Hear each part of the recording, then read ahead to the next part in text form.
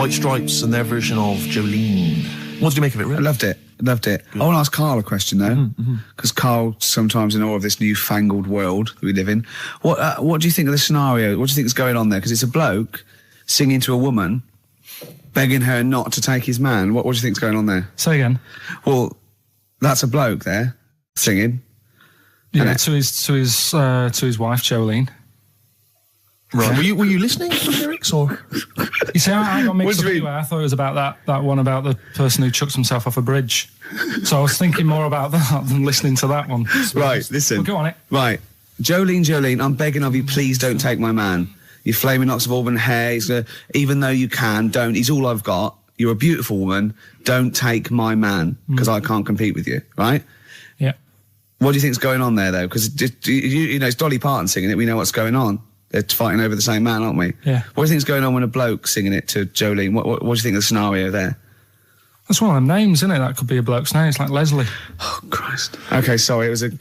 I wish you'd not asked him that question. It's so exhausting.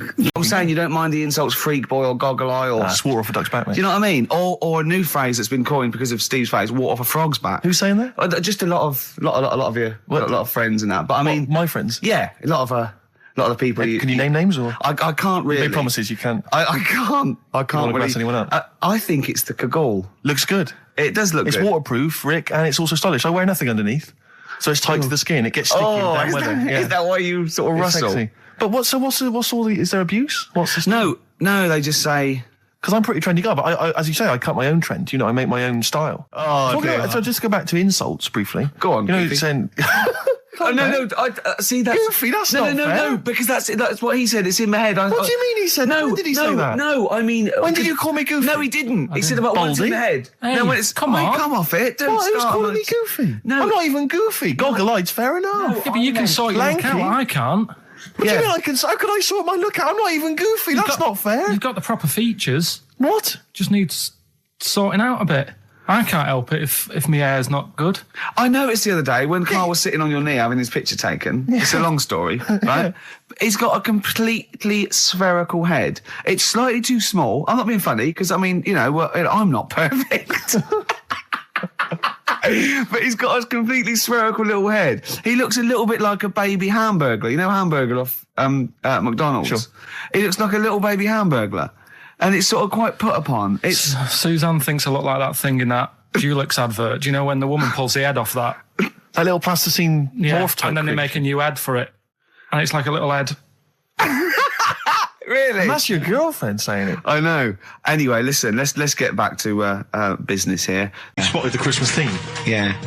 Karl's not really in a festive mood, but... I can't imagine Christmas is your time of year, is it, Karl? Well, I'm not sure any time of the year is, really. I liked it when I was about... I think when I was about 7, I enjoyed it.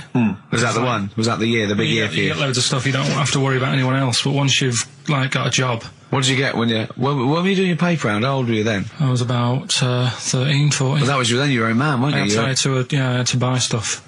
Oh. But you're still not You're quite a selfish man, aren't you? I didn't realise this. No, it's just that Christmas... And that's coming from him, Karl. My dad always said... All right, steady on. Dad said Christmas morning was for Karl, right, come on. Quick recap. The first one is B. I don't think them birds should be around in this area. Right, that's B. Right? Second one, he doesn't like women, yet he's got a few kids. It's a bit weird. That's PD. And the final one, that bloke who does sport on the telly, he's got a little kid. Right? BC. All right, and it's ricky.gervais@xfm.co.uk if you want to enter for Hellraiser. Oh, I'll tell you what, continue to do a little theme of some old stuff people haven't heard of. If you're under 30, you probably never heard of this band. It's also a new thing I want to introduce. It's Show Up Camfield. Camfield talks the talk, he doesn't walk the walk, he doesn't play some rock classics on his show because he's scared. I'm going to play the tracks that Camfield's too scared to play. This is Kansas and Carry On Your Wayward Son, alright? Kansas. Carry on your wayward son. No, again, I spoke to you in the week, and I had much better things, like when I tell you about Brian Blessed climbing Everest, and for some reason it made him, it played havoc with his belly, and he followed through, and he had to clean up. Shut himself? Yeah, using ice and snow. Why are you telling me that Brian Blessed... in what way is telling me that Brian Blessed shit himself once in any way educational? Because I was saying how he was climbing Everest, right? Right. I give it to him. He's an actor and that, but he gave that a go. Yeah. Right. It played. What's the point of that? You'd say, wouldn't you? You'd say, God, he's you know. Oh, so he's all right. Me doing a boxing match for no reason is rubbish, but him climbing Everest and shitting himself, Yeah, he did that. It's commendable. Right, and he's only going to like go and do it again. He's going to climb it again. Yeah, but he might not shit himself this time. Yeah, what's the point in going? Nothing's changed up there. Yeah, good point. Yeah, Where's you been? Well, it has. They've probably cleared it up by now. Like, but it's slip on it. I can't even be bothered telling you this one because. Come on, just honest, do it or do it now. Steve, how we doing? Look, no, never mind that. Look, just tell me what that means. Oh, he's a nuisance. Oh, this is so annoying, Carl. I'm going to go mental. Right, talk. Right, listen, I'm just putting this in here, right? Right, nuisance is a bit of a nuisance. Yeah. Apparently, the old fella who used to hang people. 1800s? Yeah. He used to be able to tell somebody's weight just by looking at them. Right? That's a bit of a bonus fact. We'll be the judge of that. The thing that I wanted to tell you is money for old rope. Do you know what I'm saying? I can't even be bothered. Yes, you're going to tell me now. Come on, Carl. Right, I mean it. Basically, money for old rope came from the... right. What was all that about? He can tell someone's weight. What was all that bonus for? fact. And blind blessed shitting himself. What are you... What? Look, Dave! No, tell me that now. You nearly made me swear then. I'm getting really annoyed. I'm getting really annoyed now. Tell me this back, Carl, or I'm going to go mental. Come on, Carl, time's running out. More that people years ago, when people used to be hung, right? Right. If you didn't like the person who's been hung, you'd go, God, I really don't like him. And so you never forget the time. Because even if they're being hung, we take that as read. Yeah. So they never forget afterwards to get the hangman to get the rope and to cut it up into little pieces, and he'd sell them. He'd sell the little pieces of rope to people. See, Carl, that's the most interesting thing, if it's true, that you've come up with. Right, okay. And so so they sell the rope? They sell the rope, and it's money for old rope. Money for old rope? Meaning, like, you know, God, it's easy to make money, that all they have to do is cut it up and sell it. I'm cynical. Sorry, you were telling us a story about... So anyway, she'd get the newspaper, right, and she'd stick it in front of my eyes, and... what does that say? Go on. So she'd... You inherited a lot from your mum, didn't you? So she'd cut me fringe, right? Yeah. Well, then she'd go, it's not straight. It's not very good. So she'd go again, and she'd keep going. And the problem is that why you're bald now? I was going to say, is this that you have got hair, but she has to get it right. Yeah. It takes her to the back of your neck to get it even. Yeah. She sort of removed the newspaper, and she was like, oh, God. And I said, what? She goes, oh, I'm sorry. And like... What, did this happen every Sunday? Can I ask you, Carl, when she was cutting your hair in this picture, do you think she was maybe sidetracked by an interesting article in the paper and really wasn't paying attention to what she was doing? Or did her favourite hymn come on? Yeah, indeed. And she started or Compo was rolling down the hill. In a bath. So yeah, I ended up with, like, you know, a fringe sort of on the back of my head, because she just kept going further and further. Right, there's a little midget. Right, there's a circus. I'm loving it already. Circus going on somewhere. I think it was in America. And is that present day or old times? I'm talking like in the last 3 weeks. Okay. Right, little midget.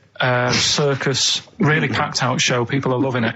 Right, Steve, you're asked the same question I did. I know. So there's little midget jumping up and down on a trampoline. That's what circus is.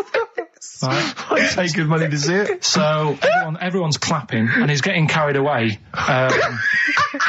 Because he can't believe they're loving it. I didn't know they'd like a little person on a trampoline, but they love me. But you know what it's like when, if there's a crowd of people sort of encouraging you to sort of go higher and stuff. Yeah. And I'm sure he knew it was getting out of hand. But he was jumping, and he was coming down the road going higher, and he's going really high in the air, right? So he's doing this, crowd are clapping. There's a hippo, right, just sat next to the trampoline, getting ready to come on and do his act. Oh, right, I thought he was in the audience. There's a hippo getting ready to do his act, Steve. Yeah. So he's a ventriloquist. What do you mean he's sitting by the trampoline waiting to do his act? Because why does he sit in the dressing room and they go, 5 minutes, Mr. Muss. 5 minutes, Mr. Muss. So anyway, right? So the hippo's there. He's getting annoyed, is he? Because the midget's He's going, how can I follow this? How can I, this is really annoying. They're going to be, no. So he's thinking, he's already done the trampoline, my pogo stick out, he's never going to work. Yeah, go on. So there's a hippo waiting. See, it's a great story, and I just know he embellishes it, or it gets slightly wrong. Go on. So there's a midget jumping up and down. The hippo's getting annoyed. The crowd are going mad. The midget's loving it. Can't believe his luck. Although you think he probably knows he's dicing with danger. Yeah. So next thing you know, they're all saying hi. He gives it one big, like, heavy sort of landing on the trampoline. Goes really high, but goes off at a funny angle. Oh, hypotenuse. Okay. Yeah. And sort of flies up. Hypotenuse! Sure. Flies off at a funny angle. Oh, dear. Hippo's there, swallows him whole. Crowd are clapping, thinking that's why the hippo was waiting there. Rubbish. Rubbish. Alright, that's Aqualung. Good time's gonna come, innit? Right, Carl, come on in, educating Ricky. So, don't let the cat out of the bag, that's where that comes from. Comes from a crafty butcher. Right, go on then. So the next little headline is, Wash Up With You. Wash Up With You, go on. You wanna know about that? Yes. It's a survey that they did. This week. They? Yeah, some university did some survey. Brilliant. Did a world test on washing up. Yeah. And each country were given 140 pots to clean. Brits were the quickest. Yeah. Turkey were the slowest at washing up. The Turks. It's not because the little fellas that work in the kitchens with no... Is it? They can't reach. Spain were the cleanest, and the Germans were pretty good as well. So... I don't know where to start with this. Honestly, Steve, I don't know where to start with that. Look at his face. It was really light, right? We've had the parrot, right? These are things that I found the parrot, right? I've told you about the dog in the car wash. Right, you didn't tell me about that. You said there's a car wash for a dog. That's all you told me. Yeah, the parrot, you said there's a parrot. What? It's a problem at funerals. Yeah. That's nothing. That's nothing. Do you understand? And they used to eat cats. What else have we got?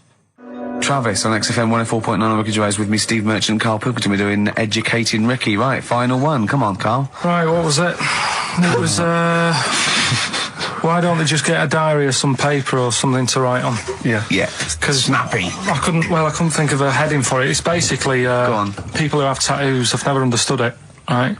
That they have something put on their arm. Right, sorry.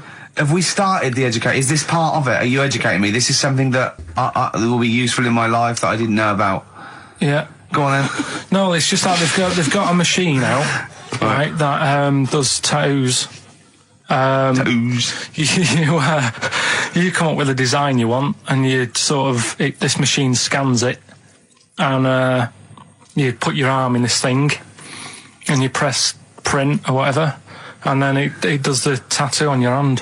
Or on your like loads of little needles that follow a pattern?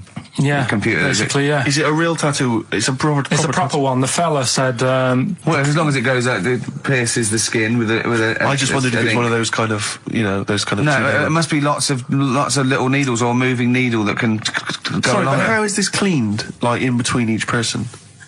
Dunno, probably... I don't know. Well, no, as long as it's only that... If it's one needle, it's just the head, isn't it? If it's one needle that moves, does it like like loads of little... What are we gaining from a machine doing it? Just because they're not going to sort of mess it up. But hold on, how do you keep your arm still? Because your skin moves slightly, so the machine it's won't... sort of strapped to your arm. Right, and so it's spread... the fella said that the tricky thing was in all this, it was the fact that, nobody would let him test it out on anyone else, so he had to do it himself. But did it work? Because the thing is with a tattoo artist, they can see when your skin's moved and they can see what they've done and they keep wiping it and looking, whereas a machine's just got to trust itself. Yeah. So I think I woke up this morning, feeling fine. It's not a blues song, and I turned my phone on and it was from Carl, and it went, "Forget it, I've made my mind up." And I thought, wow, what is that? And I forget it, I've made my mind. I went, "Carl, what is it?" He went, "Oh no, it's about the text I sent you last night."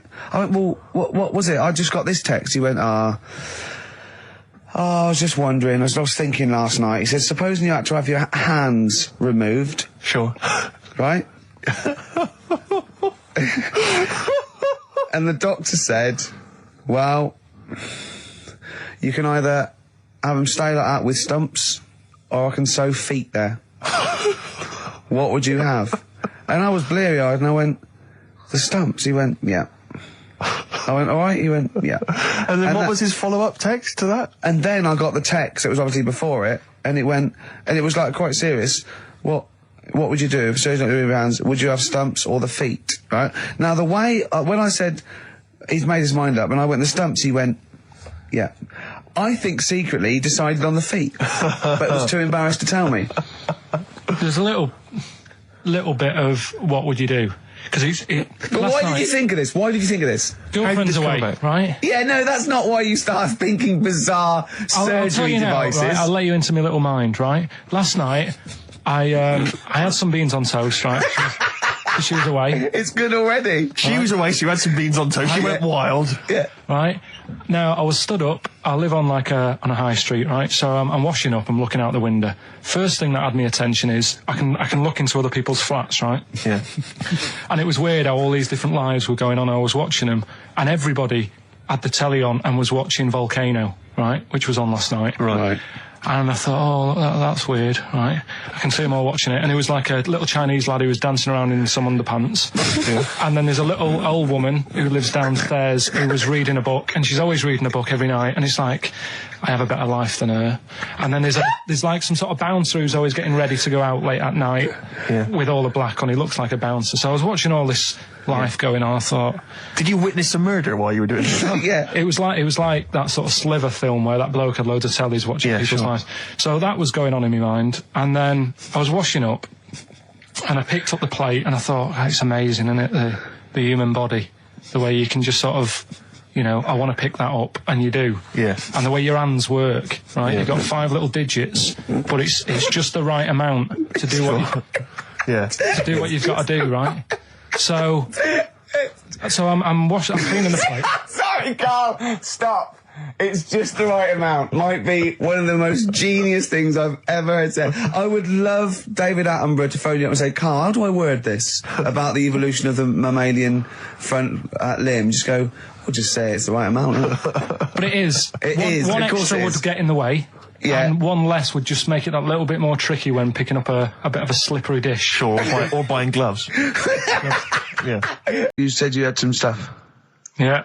What have you got? I love the fact that, whereas I was a little bit slow, Carl there leapt into action to keep this show afloat, keep the pace up.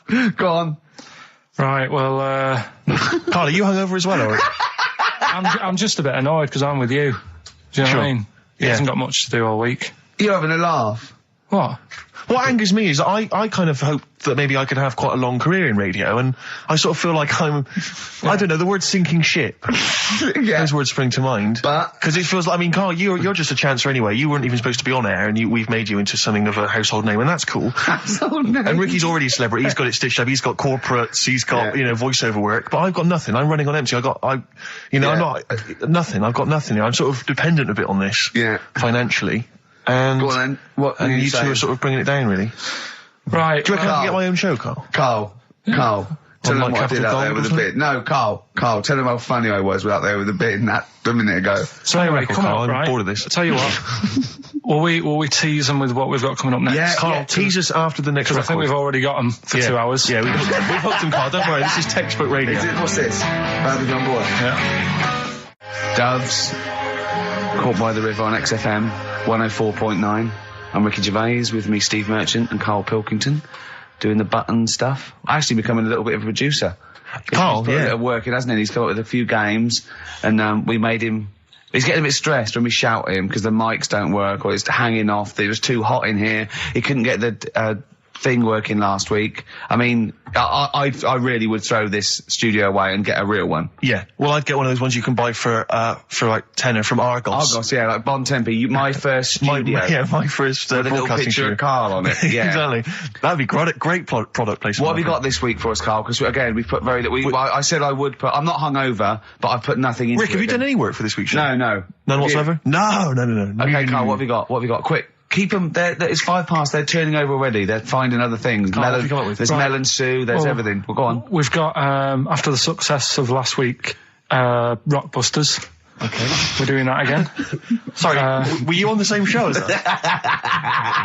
I thought it went all right last week. Yeah, okay. Good. Right, so we'll be doing that. Got some nice prizes, which... what prize? What other three films have you got? Have you got? Don't tell her yet. Don't tell her. I'll tell you what. If it's Children of the Corn 2, then can I enter this competition? There you go. No.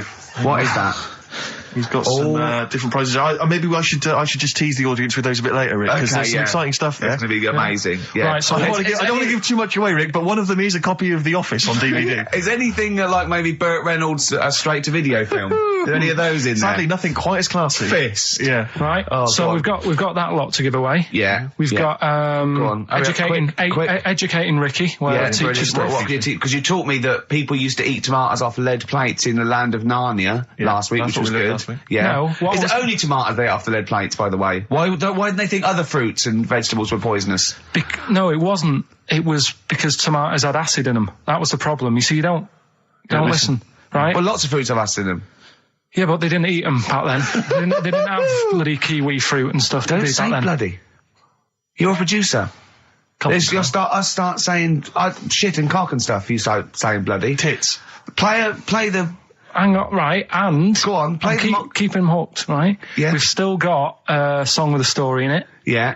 You don't want to play Babushka, do you? He doesn't like the idea of Babushka. I told him that was a story. Yeah. And he doesn't like it. A devil went down to Georgia. Someone sent in.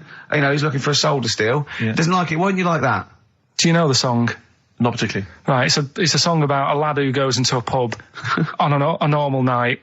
And it's in sort of the deep south of America, New Orleans, something like that. It's, you know, it's not the old Kent Road. Right, okay. Go on. Goes into a pub. There's a devil in there. Who's getting a bit cocky. He's had a bit to drink and he's saying, do you want to sort of gamble your soul away with me and we'll see who's best at playing the violin. Yeah. And I think the lad wins in the end, but it's not real enough. Talking about jobs and that, though, I was reading the other day about rubbish jobs that people have had and stuff. I haven't got time when I'm at work, man. I just get on with it. I'm not squiddly diddly. Fingers in pies, different jobs. Go on. Do you know Ivor the Terrible? Ivan. It's Russian. Yeah, that was the Welsh fella. It was bloody awful, but not as bad as his Russian cousin, Ivan. Go on. He had a fella doing some work for him. Right, this fella built his house. After it was done, right, the terrible fella was like, fella Ivan. He was going, oh, it's brilliant. You've done a good job there. Yeah. I don't want you to build another one like that. Took his eyes out. Just stopped him making an house like that. Yeah. Blimey. That's bad, isn't it? Why didn't he take away his trowel? Then he could have seen, but he couldn't have built a house without a trowel. You can't build a house without a trowel. Yeah. I suppose he probably later thought that once he'd been nicknamed Ivan the Terrible. Yeah. He thought, why? Because you gouge people's eyes out. Yeah, but I didn't want to build another house. I know, but take his trowel away. What would I have been then? Ivan the crafty at most. Exactly. Yeah. Ivan the jealous. You know, Ivan the spoilt brat. But yeah. Gouge someone's eyes. That is bloody terrible. I'm surprised you're not called Ivan the... Do you know what I mean? You're going to get on in history like with Vlad the Impaler. Yeah. He's mainly remembered for impaling people. Yeah. He did a lot of other stuff. Did a load of great charity work he did.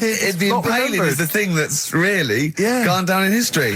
When were you reading about Ivan the Terrible? No, it's just... Or Ivor the Terrible is the thing you remembered from this informative article? No, it was just little bits like that. Talking about him, there was a thing about someone who worked for that fella who painted the ceiling. Sistine Chapel? Yeah. There was a thing, a woman who worked for him in his house. And I love how you assimilate information when it's just bordering on the academic, or just the interesting and true. It's wonderful. Ivor the Terrible gouged someone's eyes out 'cause built him an house. That fella who painted that ceiling had a woman work for him. Imagine if you wrote that down in an essay. Imagine if you wrote that in a school essay. Well, you'd probably end up with not getting a grade or thinking you turned up to more than you had. Exactly. Anyway, the woman who lived with... Yeah, the woman who lived in a shoe. Go on. Yeah, there was this woman who lived with him, and she used to, like, you know, go out and do all this shopping and that. Yeah. But because she couldn't read or write, he used to have to draw everything that he wanted. Why couldn't he just tell her? I don't know. No, wait. That's an excellent point. Could she talk? Yeah, but if it's a big list and that, loads of different coloured paints. But why and couldn't stuff. she draw on a piece of paper? Why did he have to do it? Because he's a better drawer, isn't he? That's the point. That's it. That is. We were just looking for. And, his mum, right, was like obsessed with cleaning, and I was never allowed in their flat. He makes the place look untidy. So she used to. I don't know if it was just me or all his mates, but I used to turn up and she goes, "Yeah, he is in, but you know what you've got to do." And I used to have to go round the side of his flat, and he had a computer, right, which he used to play. I didn't have one at that point, but he had one. And I used to have to go round the side of the flat and stand at his bedroom window with his window open, and I'd be sort of leaning in playing the game. You are joking. I'm not, his mum. You had the weirdest upbringing I've ever heard. The things you were willing to do. It's the strangest. What is this town like? No, I stopped going once. Was there always music? Like, there's the horse in the house there. Oh, look at these two kids with big heads and webbed feet. All right, Ronnie. All right, Reggie. What was it like? She was obsessed. It is like you've grown up in a cartoon made for children. Yeah. No, his mum was really obsessed with cleaning. Can I play it through his window? I used to... Mrs. Ramsbottom, can I play it through Mark's window? Aye, you know what you have to do. She used to be up till about 3 in the morning. Pilkington again? Have you washed your hands? What, up till 3 in the morning? She Washing? used to be up doing the tiles in the kitchen. Washing until 3 in the morning? It was at 3 in the morning. And for ages and ages, that saying that out on the tiles, I used to think that came from, like, his mum. Because she was out, like, cleaning them late. So, till I was about 13, I thought that saying, out late, on the tiles... Yeah. Was... And now you're not confused by anything. Well... There's no misunderstandings in your life now, is there? See the grass, seen the light. I just think of people... sort of a Saturday going, you coming shopping? I go, I can't, I'm listening to XFM, there might be some monkey news. And they waited 2 hours for that. What sort of a show has a feature called Monkey News? Well, I have to say, the monkey story has been corroborated. Which one? Well, this one, it says, police in Britain this week are on the lookout for a very different kind of burglar. A chimpanzee who has been sighted breaking into a house in Hackney, stealing a mobile phone and leaving. The chimp is also the prime suspect in a break and entry in a nearby house where part of a radio was taken. One policeman stated that it might have been trained to steal, but a monkey's not going to think, that's a mobile phone, I'll just have that. Look at Carl's face. Yeah. Fact. That's fact. WC, featuring Snoop, The Streets on XFM 104.9, Ricky Gervais, Steve Merchant, Karl Pilkington. I think we should kick off with a bit of a competition. I think we should get the listeners involved here. Phone up if you want to play XF Family Fortunes. Now, a lot of people, of course, won't be familiar with this because we played this in the very early days of XFM. Yeah. Do you want to explain the rules, or do you just want people to phone in? It's like Family Fortunes. We need two of you. I asked you... Do you remember we discussed this before? You can't say that. Yeah. And so get two on the line. You're competing against each other, and so it's fingers on the buzzers. Will you stop chewing, picking your teeth? I mean, even if the listeners can't, it really annoys me. It is a bit like having a chimp in the room. Do you know what I mean, Carl? Right. Have you ever seen him eat hot food? No. Honestly, it is like a chimp. Oh,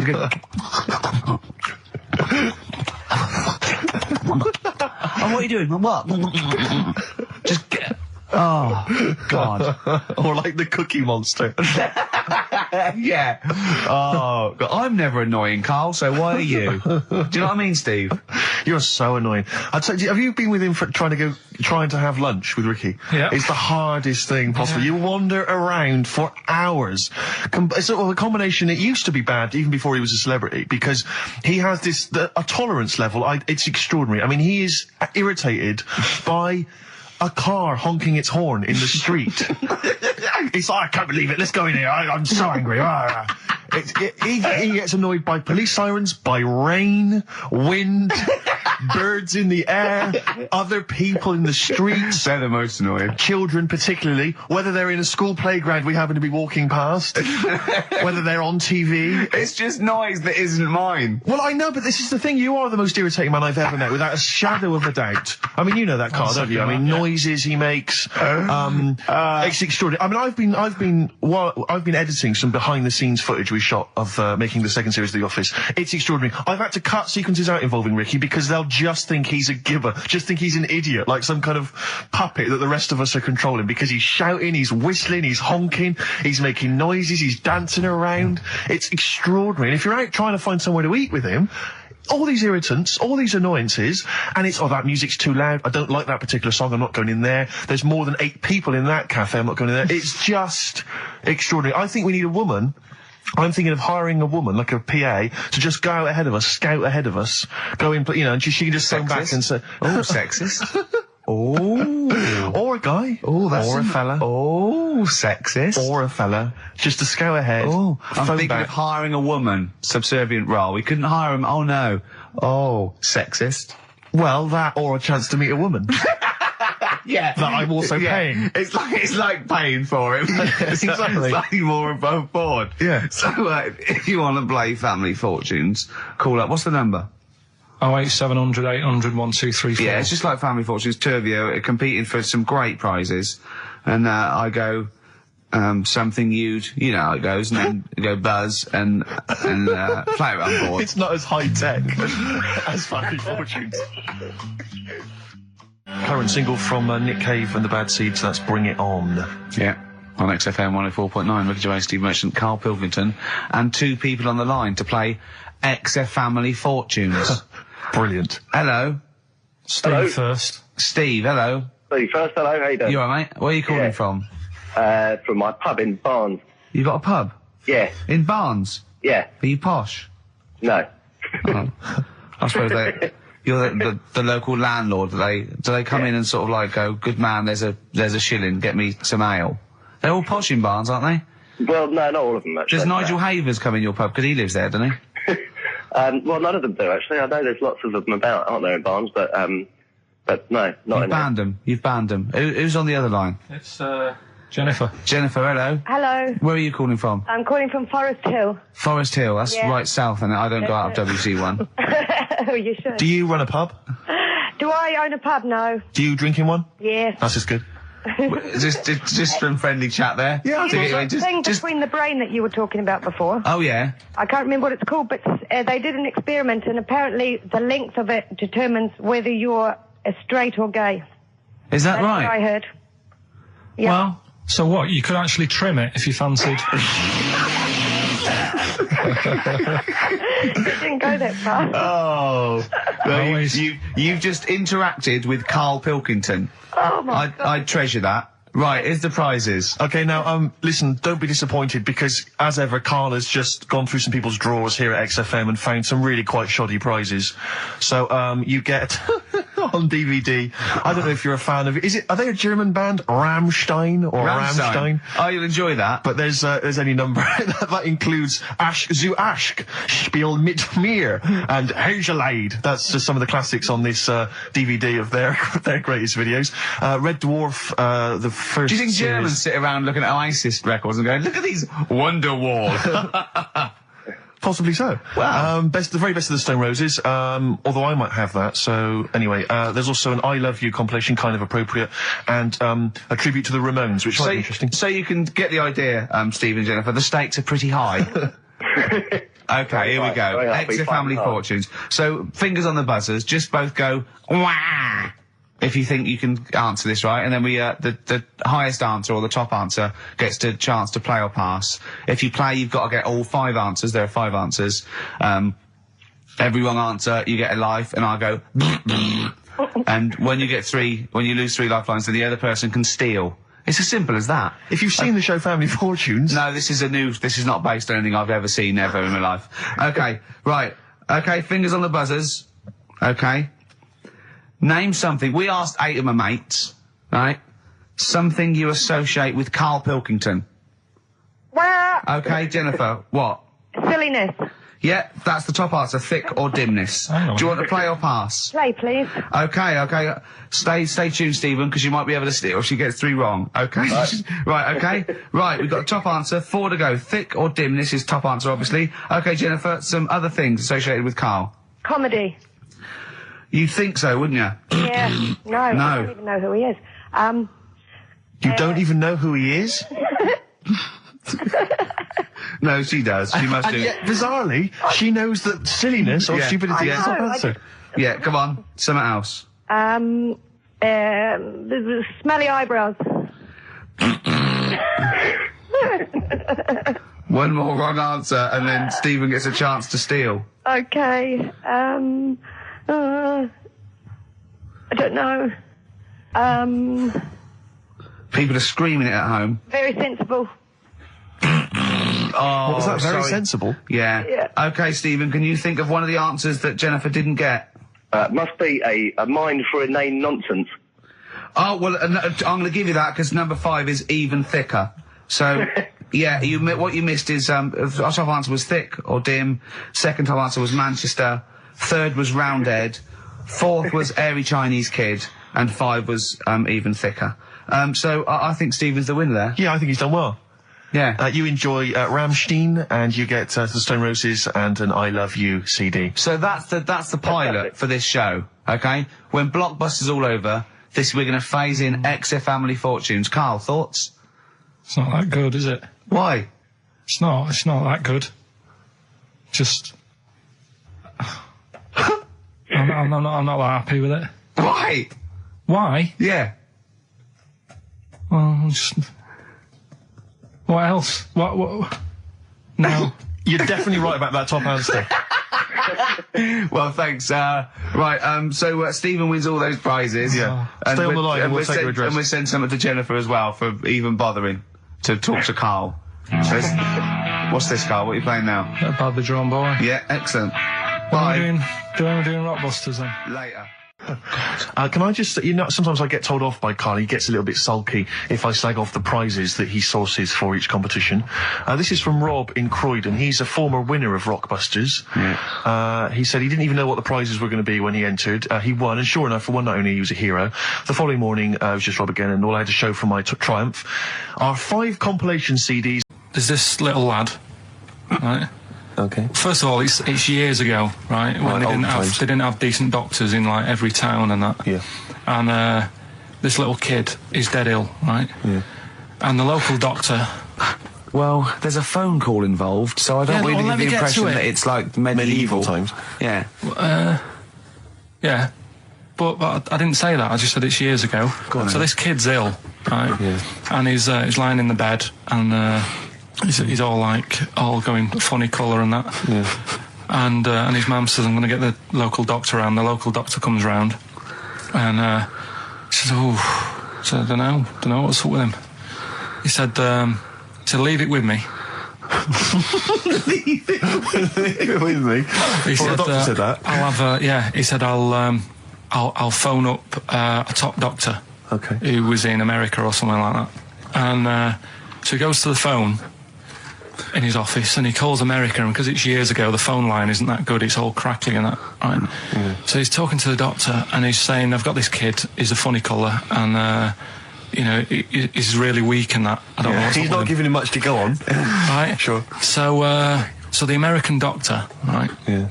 He goes, yeah, what you want to do? And it's all breaking up, right? Yeah. He goes, what you got to do? You got to it's all breaking up. You've got to give him some parrot's blood, right?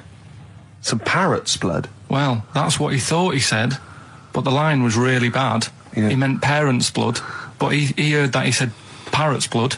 He said, right, I'll do that. Leave it with me. I can see where this is going. He goes to a pet shop. Yeah. He says, give us like half a dozen parrots. Sure. Takes them round to the kid's house. Takes the blood from the parrots, puts it into the kid. Kid's fine. The kid's fine. I've never It worked. such a load of shite in my life.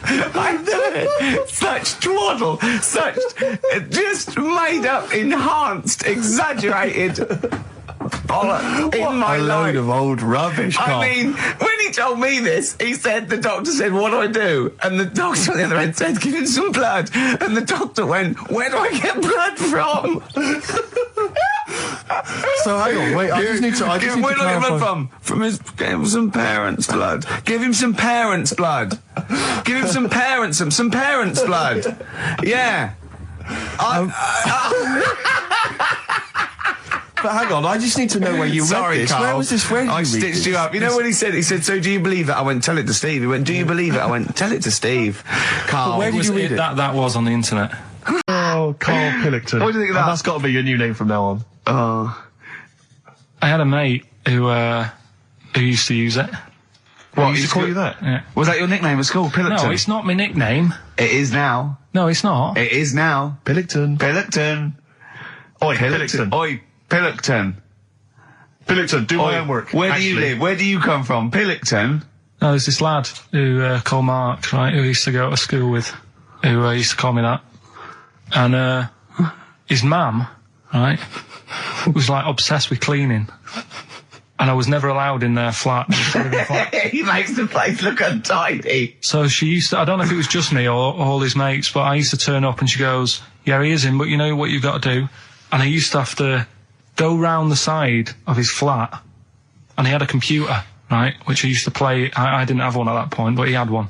And I used to have to go round the side of the flat and stand at his bedroom window with his window open, and I'd be sort of leaning in playing the game. You are joking. I'm not, his mum- You had the weirdest upbringing I've ever heard. The things you were willing to do. It's the strangest. What is this town like? No, I stopped going once Was I there got my always own. music? Right? There's the horse in the house there. Oh, look at these two kids with big heads and webbed feet. All right, Ronnie. All right, Reggie.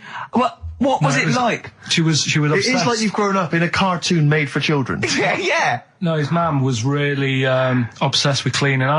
When Can I play through his window? I used to, Put these Mrs. Marigolds on. Ramsbottom, can I play through Mark's window? Aye, you know what you have to do. she used to be up till about Is 3 in that the morning. Pilkington again? What do Have you you mean? washed your hands? What up till 3 in the morning? She Washing? used to be up doing the tiles in the kitchen. Washing until 3 in the morning? At 3 in the morning. And for ages and ages, that's saying that out on the tiles, I used to think that came from, like, his mum. Because she was out, like, cleaning them late. So, till I was about 13, I thought that saying out late on the tiles Yeah. was, And now you're not confused by anything. well... There's no misunderstandings in your life now, is there? So he was allowed to walk in and out of the house, was he? No, he was all right, and he used to come round to ours a lot, and my mum used to get these pies from Hagenbach's, right? So I don't know what that is. it's at that bakery where they used to chuck the cakes out the back. I'll yeah. tell you about. Yeah. And Oh, he and used you to at come round. 6. You at 6. He loved it, but I could never go round to theirs, or if I did, it was like, well, yeah, he is in, and I'd go, all right, and then I'd walk round the side of the flat, stand outside, Why did you ever knock at the door? Why don't you just go around and knock on the window? just check he's in, because he wasn't always in his room. If You he say was it in was the a- lounge, he'd have to go to his bedroom, and then that's You where say he it- was. Meet you. This is the strangest. And you'd play a computer game through the window. You say it was a flat. It wasn't like a 5th story one, and you had to get in one of those kind of cleaning contraptions and, like, winch your way up. I'm not on I the love floor. the idea of that. So- Oh, Pilkington.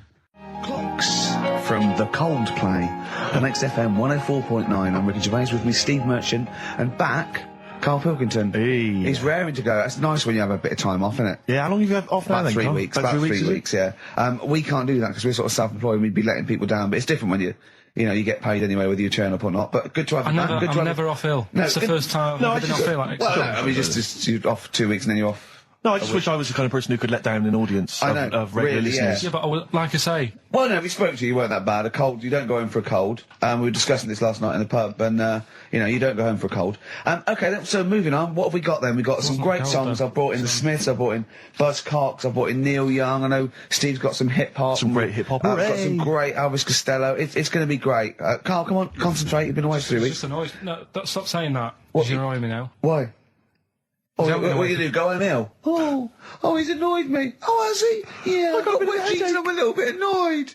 Can I have some time off but still get paid? Yes, of course you can, Steve, Carl. right? He called me up, winding me up about this, and right, I'm 30, right? I'm 30 now.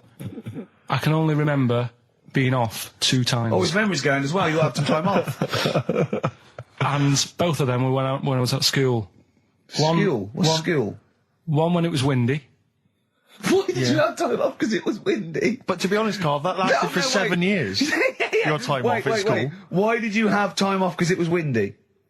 Were you windy, or was it windy outside? No, it was like when Your auntie wasn't out the window, was she? when the winds were bad in the 70s, and my mum said, "Oh, What? Whoa. What? I remember space operas and flares. I don't remember the winds being bad in the 70s. well, my mum just said, you might get blown into the road, so don't do that." She had so much faith in you, didn't she? As a human being. Is that why she got fired from the pie shop? I'm not coming in today, I might get blown into the road. Oh, God. The funny thing it was, right, Steve, they had this thing going at school, because a lot of people used to wag it back then. Used to what? Wag it, sort of not go in, Right. right? And they sort of tried to make it interesting for you by giving you a An education. certificate if you did a full week. Reward for the rest of your life with achievement. That sort of carrot. And also, like, let you go home at 3 o'clock on a Friday, Right. If you'd done a full week and that. Yeah. So it was lovely weather all week. Then it just sort of changed on a Friday, and I got up and it was all windy. It's always My mum windy said, for Friday on 7, isn't it? don't, if you don't go in because, you might get blown into the road and that. So I said, all right, then I'll stay off. And, So why did she told you to hold on to a fence or walk you there? What's this? Don't go out. Immediately give up. I love this getting blown into the road. Is that based on your cats that kept getting blown into the road? Well, so I got to school on the Monday, right? And the teacher said, Took you a right, long time. today, to punish you, you're the only one who wrecked the whole week, right? Everyone else came in. You didn't. So everyone else is going home at 3 o'clock today. But you're not. Brilliant. Serves you right. And I wasn't bothered though. It was great because I said, well, you'll have to stay with me, won't you? And it was great. So all I did for half an hour was doodle and stuff. It was great that afternoon. yeah. And that was ages ago. That was like when I was about 8. And that's one of the times I was off ill. Yeah. So it was, but that wasn't even ill, that was wind. Yeah. Yeah. So Yeah, it's a bit different when you're To be honest with you- world though, Carl. You can't just not turn up because you've got a bit of a cold or you're a bit fed up. I mean, we had an appointment 4 o'clock Thursday, wasn't it? And he had to call it because I cancelled it. Meeting went on a bit late. Time management. Get things done. If it was important, you'd get it done. Play a record, Carl. Pull your finger out, please. when I was a kid, right, and it's all right for you to go into women's toilets when you're a kid. It's like, oh, it's a bit cute, right? As long as you're not, like, over 15 or something, right? Right. But when I was a kid, I went into a toilet, and women, when they use their little cubicles, they don't shut the door. Some of them just sit down on the toilet, right? And you see everything. And, no, seriously, that's probably one of the first times I saw, like, a woman. Yeah. That, right? And my Auntie Nora when she was staying over. What happened with your Auntie Nora? She was, she's into wearing caftans. Into wearing what? You know, caftans. Oh, yeah. What are caftans? Big, bellowy sort of dresses. Right. And, yeah, I used to sit on the floor at home in front of the telly. Sure. She was on the chair behind. Yeah. She did a bit of a sort of a Sharon Stone scene. Oh, God. Yeah. Did you see it? There was no underwear. No. What age were you? What was it like? What age were It you? was like a ripped tennis ball. What? Right, we're off air. We're off air. Either that or put us in for the Stoners. Rockbusters. you know? Rockbusters, but tell the prizes, Steve. Yeah, Tell we them have got Christmas some, gift. This is Christmas gifts. I don't know if you'll receive them in time to actually pass them off as gifts. I wonder if I can tell that Ross Noble story. that he told us? I don't know. We'll have to discuss that when the record's playing. Okay, all right. Okay, so you heard a track from it just then. This is the XFM Christmas album. I think that's been knocking around here in the office for years, hasn't it, Carl? Or is it new this year? It was brought out about 2 years ago, Okay. but Christmas songs are Christmas songs, timeless, aren't they? Yeah, it's not bad. It's got bands on there like the Dandy Warhols, the Webb Brothers are on there, Drugstore, Bell and Sebastian, Flaming Lips, all sorts. So we've got that to give away. We've also got this Smashing Pumpkins compilation, which we've seen, again, that seems to be knocking around for weeks. Another one of those 50 years of the greatest hit singles. I don't know, Culture Club's on there, Queen, I've obviously, just Lennon. seen the cult film. Yeah, the cult film will come back to you shortly. This, I think, is one of the most exciting gifts. If you have a video player and you want to get trimmed, then surely Big Brother 3 champion Kate Lawler and her cardio combat video, in which I think she uses kind of, I don't know, military kickboxing training to get you trim and taut and looking as good as her. Then you can get that as well. We've also got a exclusive 7-inch single from the White Stripes, a kind of Christmas single. Is that from them? Yeah. That must be quite rare. That's probably the only thing That is rare. That is worth something. And the current Badly Drawn Boy album, Have You Fed the Fish, which I think is slightly mediocre. They've gone up, actually. I think that the level of prices there has gone up. Not a bad selection, but here is the big movie. And actually, I have to say, this is not a bad one. No, it's not. Again, it's not terrible at all. It could be worse. It's James Caan in the original Rollerball, not the disastrous remake that came out recently, but the DVD version of Rollerball. So that's there as well. So something fairly interesting. That's worth winning. Right, come on then. Let's do Rockbuster. Well, will we play a song to give people time to get a pen and paper and that? Yeah. So we're doing it next. Yeah. Vines was Jackson on XFM 104.9, and Ricky Gervais with me, Steve Merchant, and Karl Pilkington, the man of the moment, with his Rockbusters coming your way with all those great prizes. Yeah. Right, we're doing it now? Yes, sir. I noticed Heat magazine sort of put a bit of a spanner in the works. Why? Because they were saying, maybe it'll be a Christmas edition of Rockbusters. And I'd already sorted them out. I wouldn't worry, Carl. Well, what I've done, I've cleverly tweaked them to make them Christmassy. So the Christmas bit in it has got nothing to do with it whatsoever, but I just thought... So you mean the clues have a Christmas element? Well, yeah. But it's nothing to do with the answer. It's nothing to do with the answer. Right. So why don't you just ask the normal ones and I'll ring a bell. I'll shake some bells. Well, it's the equivalent of that, but in sort of speach. Right. Brilliant. So the first one, there's a load of letters there asking for advice. Put them on Claire's desk. Oh, and have a good Christmas.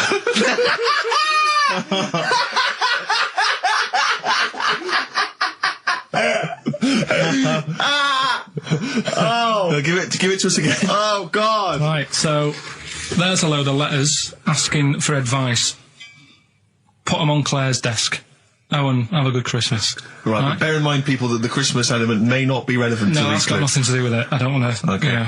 And the initial there is F, right? That's F. All right. Right, the second one. Ask your mum if you should, after you've wrapped the presents. Right, so Ask your mum if you should. ask your mum if you should, after you've wrapped the presents. That's S. Yes. S. All right. All right. Okay. And the last one, a couple of people were arguing in the supermarket at the fruit and veg counter, but it's busy in there because it's Christmas. That's probably what brought it on. So that's B. Right? B. Oh, God. So they're the three. I'll just recap. Yes, please. Yeah, I have no idea. so I the can't first even. one. I don't know what to start thinking. Right, there's a load of letters there asking for advice. Put them on Claire's desk. Have a good Christmas. Have a good Christmas. Second one, ask your mum if you should. After you're at the prison. S. And the last one, a couple of people were arguing in the supermarket at the fruit and veg counter. But it's busy in there because it's Christmas. Busy because it's Christmas. That's a B. So they're the three things. It's email only, this one. Please remember that. ricky.gervais@xfm.co.uk. ricky.gervais@xfm.co.uk. Yeah. Brilliant. Carl looks happy with them. He looks really happy with them. Rightly so. They're cracking. They're good. Yeah, They're good. Pleased with those. So, All right. Is there going to be more Rockbusters in the new year? We're not sure. I'm still, thinking about new ideas that we can do. Okay. Are we starting Ridiculous today? Have you done Couldn't be anything? bothered. Couldn't be Right, bothered. couldn't be hard. Look forward to Ricky Dickless. He's just worried about. He nearly said asked, and he just stopped because he's worried because he's the producer. Yeah, well, I've got to set a standard. haven't Oh dear. Carl, you have, mate. You have. I? So that's that. We've still got to come. I'll tell you what. Why don't we have a lovely tune? Yeah. Right, you make the tea. We're opening these biscuits from Alexandra. Yeah. We'll be enjoying that. right? Maybe segue so we can have a nice little, rest. I don't want to talk through it, it'd be rude. And then we're coming back, and as part of, like, Parkinson, and Do We Need Them?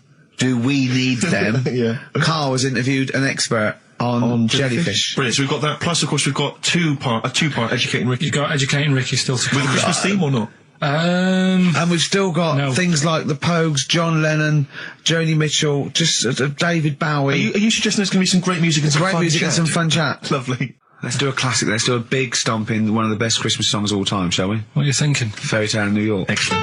Fairy Tale in New York. Oh, it's always my Pogues featuring Christian McCall on XFM 104.9, the Christmas edition. Indeed. David Bowie, Everyone Says Hi. It's quite a melancholy feeling about today's show, isn't it, that Christmas? I think there's often... Karl with his Victoria Plum. I want to see a Victoria Plum. I want to know what it is. Does it look like a little gnome? It's a woman gnome. A female gnome? Yeah. A little gnome. Did your mum collect gnomes? She likes anything gnomes. She likes fairies. She likes Indians. She collects all that stuff, and it doesn't matter what it is. What do you mean? You know, like a proper Indian with all the headgear on. Or a Native American. She likes anything with them on. Like, it can be a fridge magnet.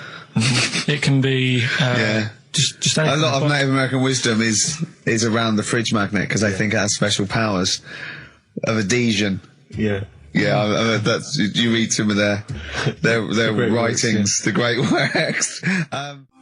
Snowbird from Mark Eitzel, part of his covers album. He's so happy that the XFM listeners understand his stupid clues, and he knows it annoys me. We've got some right answers. We'll be for giving out the Blockbusters. answers just quickly, just in case someone sort of missed one of them. I'll just quickly do them, yeah? Yeah, go on. First one, there's a load Short of letters. show. There's a load of letters there asking for advice. Put them on Claire's desk. Oh, a Merry Christmas. Ask your mum if you should.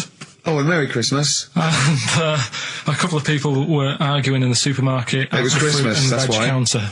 And that's B. Okay, we'll give those answers out shortly. Yeah. I just have to show you something, Rick, before we move on. I know we've got another Educating Ricky, but someone just sent this in. Yeah. They've been looking on eBay for Victoria Plum. You're joking? Come here and see the photograph. Oh, God, that's fantastic. Show that. That's it.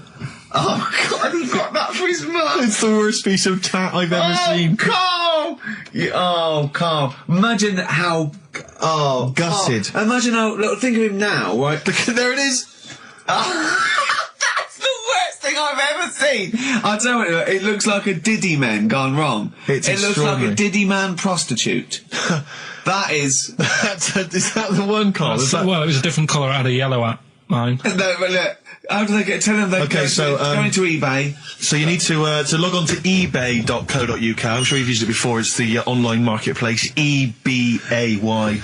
And if you type in Victoria Plum, I'm assuming that you can track this down. That's amazing. It's the worst piece of rubbish I've just ever think seen. how cute he was as a kid, though, doing that. Just think of him, just going... just seeing that and thinking, she likes gnomes! It's the worst thing I've ever seen! I mean, to be fair, I don't know what her prize collection of gnomes looks like, but I can't imagine they're much better than that. I mean, gnomes are a fairly grotesque thing. But certainly your mum's taste and discretion is... Did you ever, those houses on your estate, you'd go in there and it was just loads of those dolls still in their packaging all around the room? And sort of like, one of those homes that keeps the, sort of packaging on the three-piece suite. Why don't you buy another one for her for Christmas? Yeah. It's $3.99. It looks, but that's £2.49 because that was $3.99. Well. Oh, buy it, Karl. So I've got her... Hi, I'm Ricky Gervais. With me, Steve Merchant and Karl Pilkington. Karl, over to you. This is the time where we play, well, the world-famous quiz, isn't it? Rockbusters, isn't it? Yeah. Which is Blockbusters, but with music. See you later. Cryptic clues and that. Do you want to say... Not really. Steve? Not really cryptic, but go on. We've got a number of DVDs to give away, including some teachers' DVDs. We've got a bunch of CDs here, and also Ricky Gervais's live stand-up DVD, Animal, brilliant. which Cool. is not good at all. I really would not encourage people to buy that. It is weak observations, poorly performed. I would recommend The Office Series 2 on DVD. Rubbish That's in still that. I'm available. awful in that. You can actually see me forgetting some of my lines. That's true. Go on. Right then, so cryptic clues. just an example, might be new. I reckon people will be staying in today because it's raining and that, so might not have heard it before. So, like... or they have and they're not listening. Yeah. Well, whatever. Good. You gave up on that, did you? Well, give us an example of the sort of thing. Jesus. All right, maybe don't. Listen, Don't say that long. I'm a broadcaster. Yeah, words are my tool. Go on. All right, forget that. Come on, Baldy. Right, three clues then. Here's the first one. It's a band or an artist. Yeah. Right? I'm going to the northeast. What are you going there for? Good point. Good question. Right? Yeah, if it had been why you're going to the northwest, that's a different matter.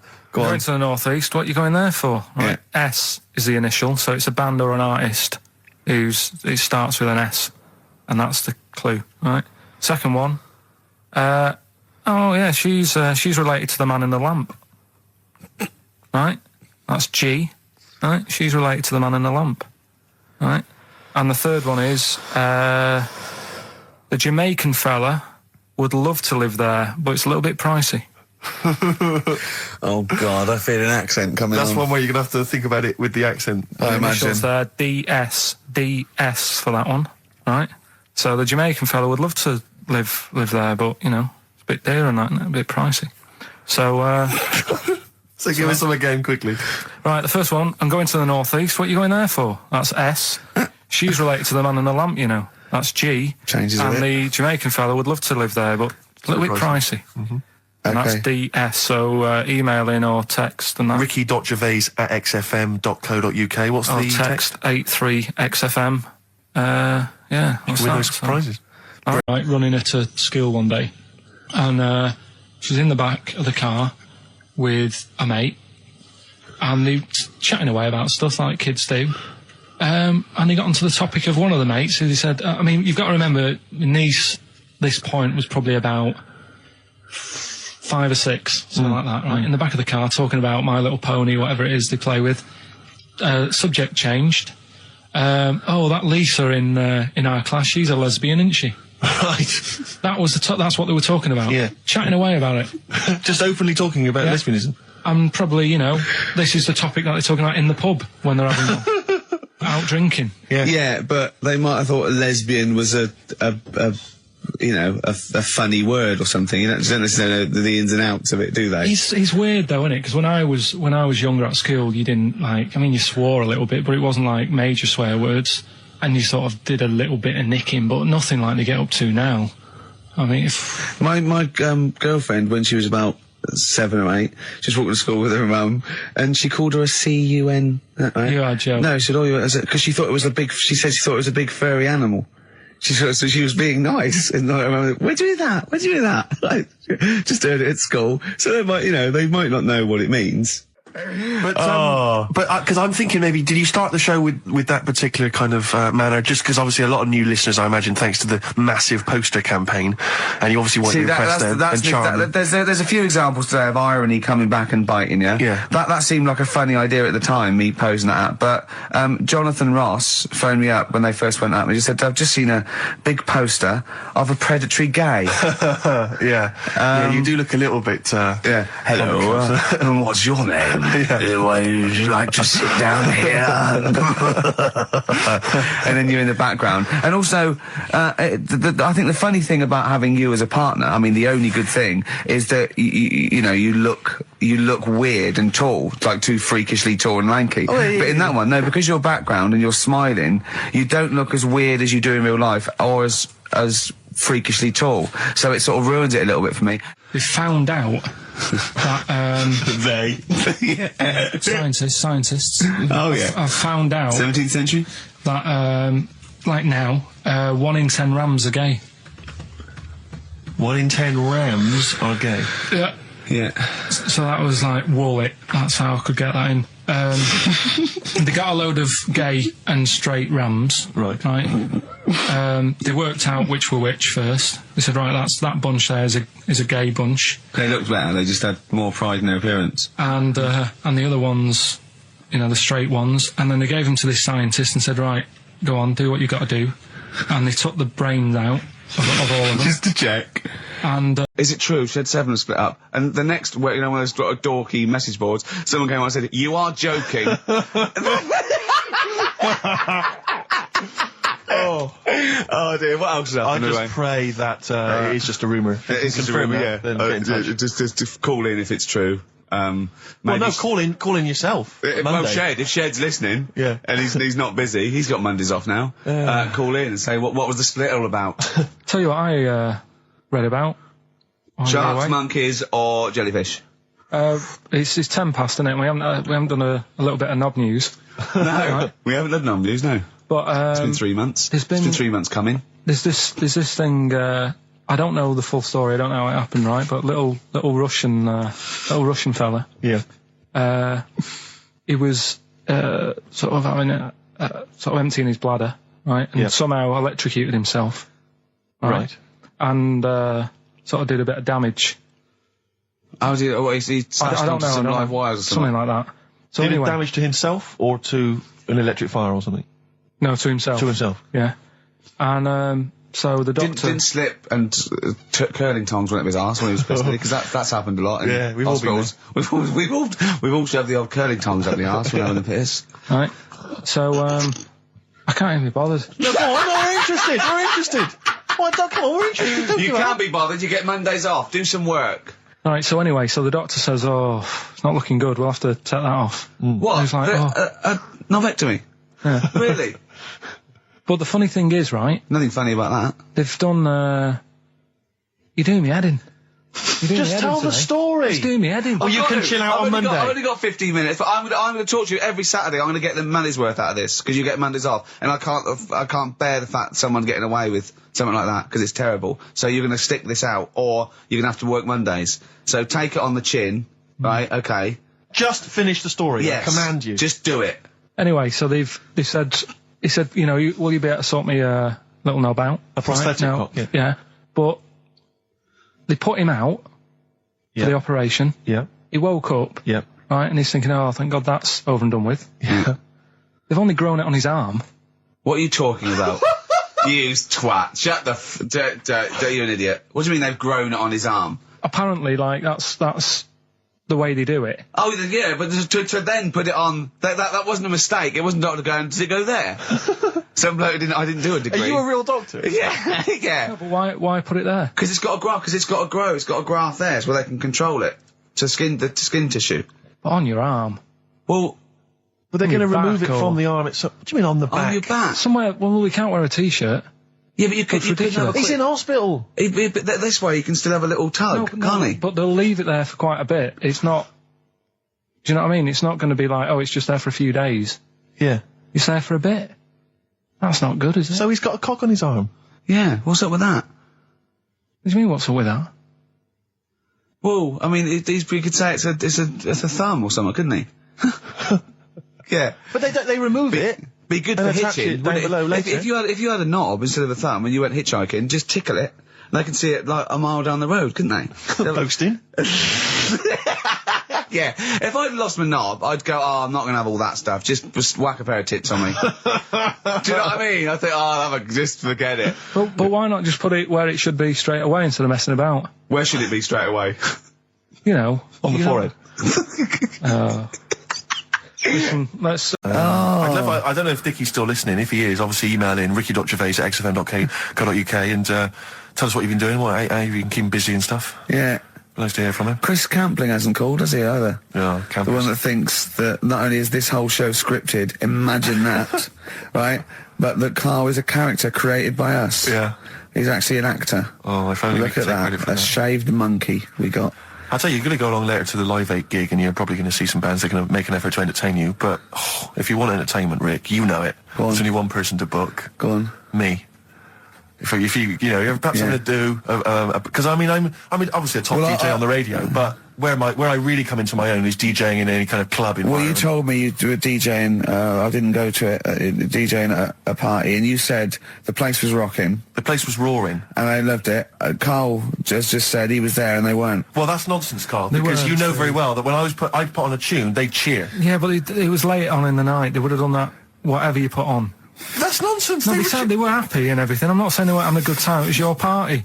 It was all right, but they weren't going mental like you're sort of making up. They were definitely going mental. When I put on the Proclaimers, they could not believe their luck. They would have walked 1,000 miles. Was it good though? Were they really? What were they doing? They were dancing, were they? Dancing and that, but they weren't sort of cheering, going, more and all that at the end. What are you talking about? Oh, Take wow. On Me came on. The big cheer went up. Oh, I don't know who to believe. I've been there, done it, Steve. I've been the DJ as well. It might be jealousy. It might be like professional jealousy there. Yeah. I think it's because my fortunes are on the up and these are on the down. We all know famously that he had Pilkington making music. his DJ outfit. Didn't happen. I did enough. I just wanted to do enough to pay for the equipment, and I did. And that was that. But I don't like crowds, do I? But you're safe, aren't you? You're behind the little thing with the flashing lights. But there's still a lot of people and that forced fun. Don't like that. Forced fun. Not forced fun. They haven't got to dance if they don't want to dance. Yeah, don't like it. What do you mean your fortunes are on the up? Anyway, DJing. Well, I'll tell you, I was hired. Well, I say hired. I did it as a favour to a friend. His wedding the other week. And I got there, I was thinking, because everyone had their little role to play, and then people were doing a good job. I love you taking it seriously. And I spent ages putting together some CDs, special selection CDs. I love that! Because what I did was I burned them on iTunes. Did you turn up with your own headphones round your neck? Own headphones, wearing a suit, but headphones. Metal case. Didn't need it, just had them all in one small box. Brilliant. Boom. I thought this is good stuff. I got some classics here. Give me an example. Give me an example of that, like the first hour, the warm-up hour. Rick, I'm coming straight in with Frankie Valli, Oh What a Night. Brilliant track. I mean, when those beats start at the beginning, who's not getting on the dance floor? Wait a minute, what's this following up? Go on. It's the Jacksons. What, I Want You Back? I Want You Back. Brilliant. It sounds good at the moment, Carl. Yeah. So I'm thinking, at least I'm gonna roar this back because they laid on a good spread. The ceremony was nice, food was nice. I'm thinking this is going to be the piece de resistance. Yeah. Alarm bell started ringing. Why? When I realised there was a marquee outside. Of course, it's a balmy summer evening. I'm stuck inside on the dance floor, so I'm thinking I'm going to be struggling here to get them in. And even with flavours like this, I thought I'd struggle, Rick. So I'm sat there in my suit. I'm sat behind this little DJ console. I've got all the big numbers. There's one or two people making some token effort, but frankly, most people are outside everywhere. So I was livid. Of course, they couldn't hear it out there. So I was playing to an empty room, really, and I was furious. I was absolutely furious. Because, I mean, what is, you're wasting my time. They're wasting now. I could have just stuck the CD on and gone out. They're wasting Frankie Valli's. Frankie Valli's time. They're wasting the Jackson 5's time. They're wasting, D-Light's time. Yeah, yeah. And, so I'm sat there, and there's a couple of people making a cursory effort. Mainly when they come to get a drink from the bar, they might have a little quick, couple of twos. You shout, we don't want your Not lot. interested. All of you or no one. All of you or no one at all. And, then there's a microphone set up because people have been doing speeches. This little girl gets on the mic, right? It's being funneled through the speaker system. So every time I put my headphones on, Miss Dynamite, was it? It wasn't sadly Miss Dynamite, although she decided to have a little go at MCing. She was screeching her little head How off. old is she? Oh, I don't know, 8 or 9. At their most annoying. When children are their most annoying, because they got a bit of confidence there. They're a bit cocky. They're not shy anymore. They're a bit arrogant. Yeah. She's screeching her head off, so I'm playing, and she doesn't know it. Your face! I'm playing into the groove. No one's getting into the groove because she's going mental. She's just going, what's this? I don't know what this is. Play something I know.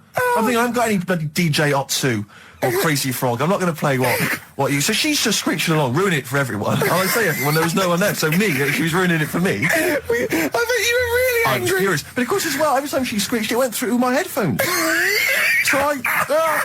So of course and then her dad comes along, right? And I'm thinking, all right, he's seen what's just happening. imagine you in your suit, sweating, getting annoyed at someone ruining your set that no one's listening to. I think, her dad's coming over. He's going to put pay to this. He's realised that she's causing a disturbance. He comes over there, joins in. No. Sits her on his lap. He's just saying, she's having a well of a time. I'm thinking I'm furious. I'm thinking it's his responsibility to shut her up. He's not going to do anything. What can I do? I can't step in. No. And I know very well that if I interfere, he's going to say, oh, well, she's enjoying herself and no one's dancing anyway, and we've just got into a fracas. Yeah. I didn't want to start a fight. No. Because I don't know, but he'd have knocked you out, wouldn't he? Someone would have got knocked out. And I'm not saying who it would have been, but, but to bear in mind, Rick, there would have been 2 of them. And, so I didn't want to get into a fight with him. And, anyway, so I'm playing. Anyway, so my friend came along. He realised what was happening. And I didn't have the guts to unplug the microphone. Because he'd have known, you see. Yeah. So I got my friend to do it when she had her back to me. So he pulled the plug out. The microphone went dead. She went, "What's going on?" I went, "I don't know what you're talking about." I said, "I don't know." She said, "Where's the microphone?" I said, "You must have broken it." I don't know what's going on. Someone will probably make you pay for that. Anyway, at least we shut her up. That is great. But it really went from bad from worse. And you know, there's that thing when you panic, you start panicking, so you're putting on a lot of flavours that you would have saved till the last hour. What are we talking? Boom, boom, shake, shake. Exactly, you're throwing him in early. Love Shack's coming on way too soon. Really? Oh, Love Shack before 11. It's heresy, but I had to do it. But anyway, in the end, I made the bride go and get some people in. I said, "Look, it's your special night, all right, and they're going to enjoy this." I'll be honest, love, this is a washout, and it's up to you Exactly. to turn this wedding around, or I'm walking. I'm walking, and I tell you, they're going to have a sour memory of this evening unless you bring some go people and in. get everyone in dancing. So she got him in at the end, and Brilliant. And I'll tell you this, Carl. I mean, I don't know what you say, but they were loving it. They were absolutely loving it. A bloke came over and said, "Have you got Amarillo?" I said, "No," but I put on something even better, Delilah. Wedding crowds always go for Delilah. A song, of course, about old man killing his wife. It always goes down very well, strangely, at weddings. They get into a sort of hokey-cokey thing. They went berserk for it. And I was following it up with, I had the Monkeys, I had all sorts going on. Brilliant. Of course, you know what happens. What? I'm going great guns. People are absolutely loving it. They're rocking it. I throw in, I had something cracking on at the end. Come On Eileen, of course, was on. People were going berserk for it. Which is unfortunate because the bride's name was Eileen. Yeah. And then the bride pipes up. I'm throwing the bouquet. So they all traipse off outside again. I was furious. Oh, no. I plugged the microphone back in. I said, "What are you doing?" We got, but they went out there. And of course, you can't get them back once they've done that because all the women are running around. I got the thing, and then they got to wave everyone off, throw the confetti. They ruined your day. I was having a great time, and they ruined it. She ruined your special day. She ruined my special night. Oh, no. It's on her head. What would you put on about now, Carl? What if I was DJing? Yeah. Probably about a world party. Go on then. Interesting. Put the message in the box, put the message in the car, drive the car around the world, and I'm imagining that message is make poverty history.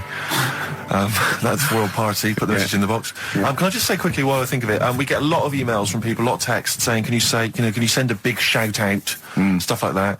I've just looked at one now, Scott and Julie in Australia listening, they want a big shout out, big shout to them. But there's so many people that do it, and I'm obviously just want to say, sorry we never get to your emails. We're very, very lazy. We never really get to look through them. But we obviously do appreciate you emailing in, texting in, stuff like that. And that Sainsbury's are bringing in square tins. Is that a concern for you? Is that true? Apparently so. Why? Don't know. Like it's easy to stack. This is what the guy in the Sun has said. That should be interesting. That should be... His comment on Sainsbury's are bringing in square tins is that should be interesting for meatballs.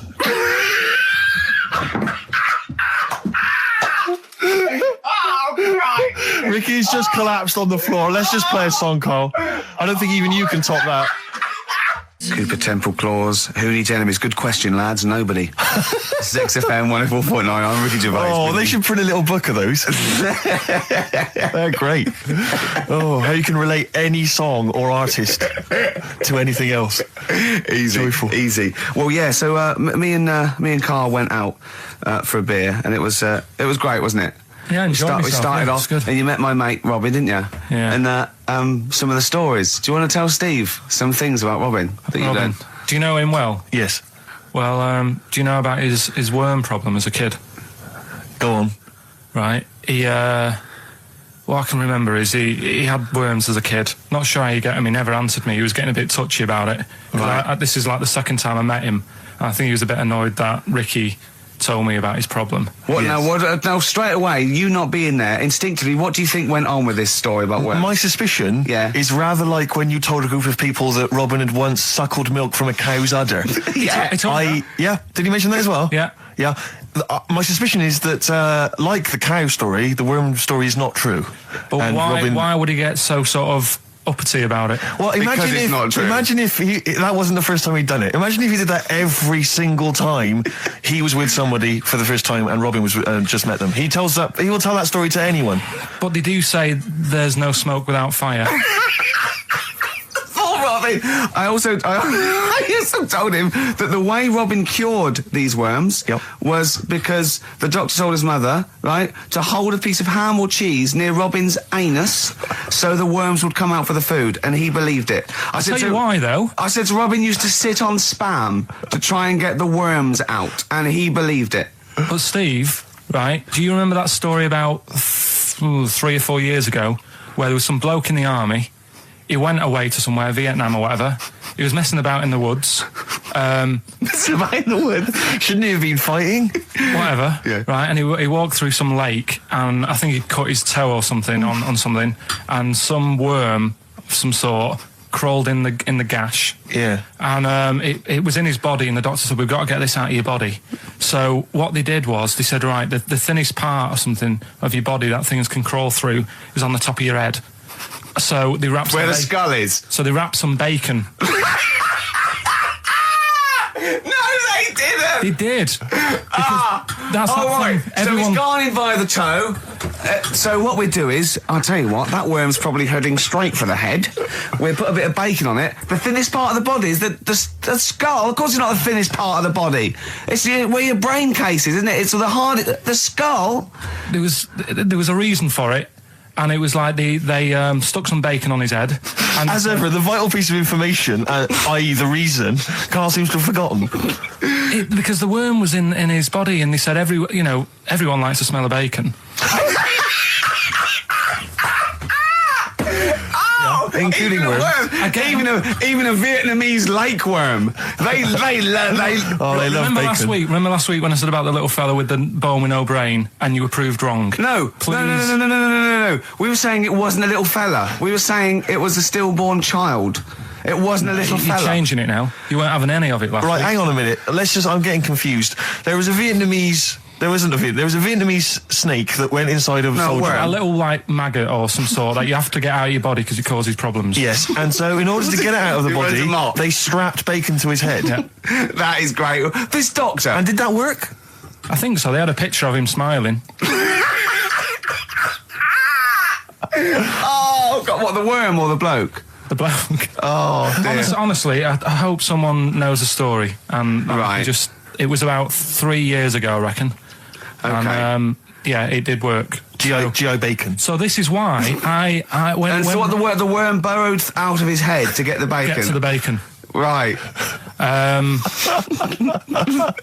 That's great. So this is why when Robin was telling his story, I was a little bit disappointed if it wasn't true. Right. Because in a way, you know, Robin's never been to Vietnam. No, but what do you really think that Robin? Well, as Robin said at the time, Carl, why would I sit on ham then tell Ricky Gervais? It's a very good point. Because if he was a kid, you do daft things like that as a kid. Right. He is telling Ricky Gervais though. Yeah. And then, oh, bless him. Okay. And then anyway, Robin left, and I tried to chase him, but he got away. He knows that and then we had a few pints, and then Carl embarked on some of the greatest stories ever told. Can you tell the story about your dad? Let me run it by. I haven't spoke to him all week, so let me run it by him. Okay, play records. Because what we got? We've got one of Steve's. Yeah, well, bizarrely enough, this comes from the Teachers 2 soundtrack, the soundtrack to the current TV series. There's a slight whiff of nepotism in the air. Yeah. Rick, would you like to explain why? Well, that's why you're doing it. No, my girlfriend worked on it. But Yeah. you were going to play this anyway, weren't you? Well, I was actually. Bizarrely enough, I was going to play some I Am Clute, and this is from, as I say, the Teachers soundtrack. This is called To You. It's a good track. That's I Am Clute, a track called To You from the Teachers soundtrack. That's also got, I noticed the Electric Soft Parade, The Hives, Star Sailor, Feeder, Turin Breaks, Mercury Rev on there. It's a good little collection. Lovely. Carl has just had confirmation. He's looking smug because someone phoned up and went, it is true. It's a Laogai chi worm. To have good songs, me and Steve are working I'm pressing here. the buttons. I'm paid to press the buttons. That's what I'm doing. Has every CD started on time? Then Yeah. why would they give you Monday off if you just paid to press the buttons? Don't get every other Monday off, do I? So have you stopped doing that now, have you? Well, yeah. Why? Because there's work to do in that. I'm not moaning about it. Let's get on with it. Right, Scrooge, right, is the film that I'm in. Thought I'd do a Christmassy one. Okay. Right? Yeah. Get people in the Christmas mood and that. Yeah, you have got people in the Christmas mood. You're like Santa visiting them. So... It's you in the film Scrooge. Yeah. Which Yes. version of Scrooge? The old one. Is it if it's just you moaning with bells, I'll be annoyed. Right, go That on is then. essentially Scrooge. yeah. Right, Scrooge, listen to this, and then there's some question at the end. All right. And you can win some stuff and that. Yeah. All right. Yeah.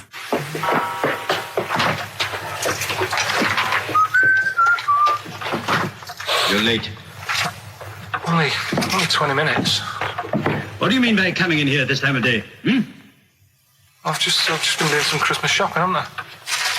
probably do some more shopping on Monday, because it's my day off, isn't it? Yes, I know it is. You don't have to tell me. Do you want to see what I've bought Suzanne?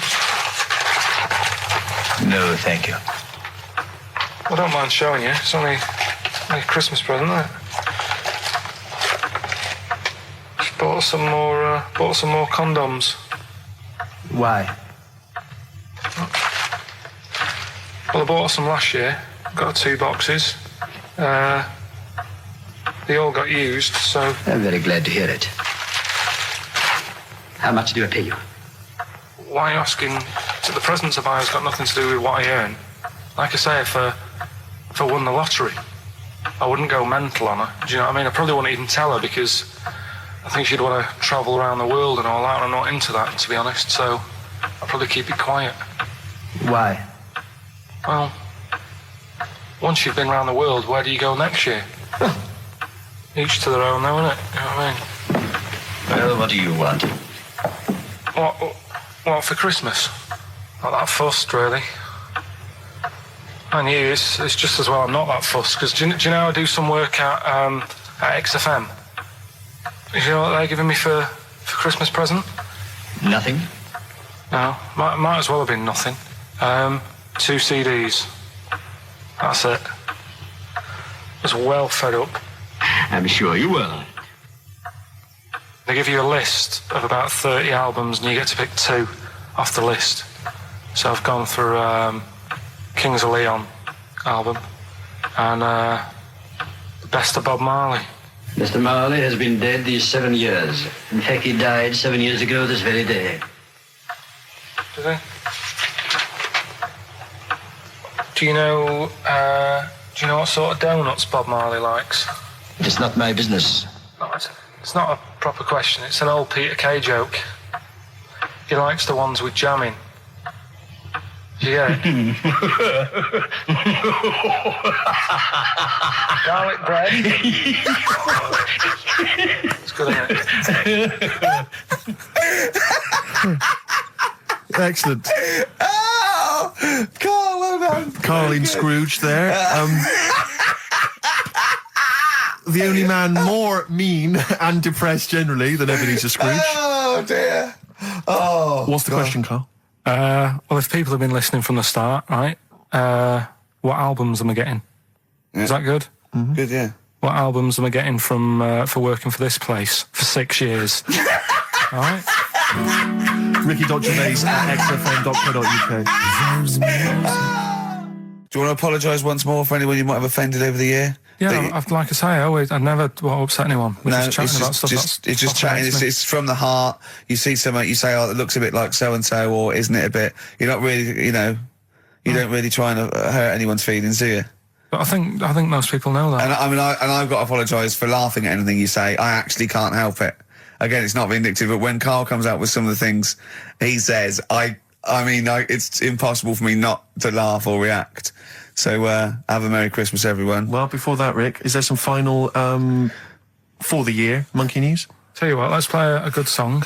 Okay. Right, we'll have a bit of Monkey News, and then that's it. A bit of Amy Mann, then. Perfect. Yep. Brilliant, this one.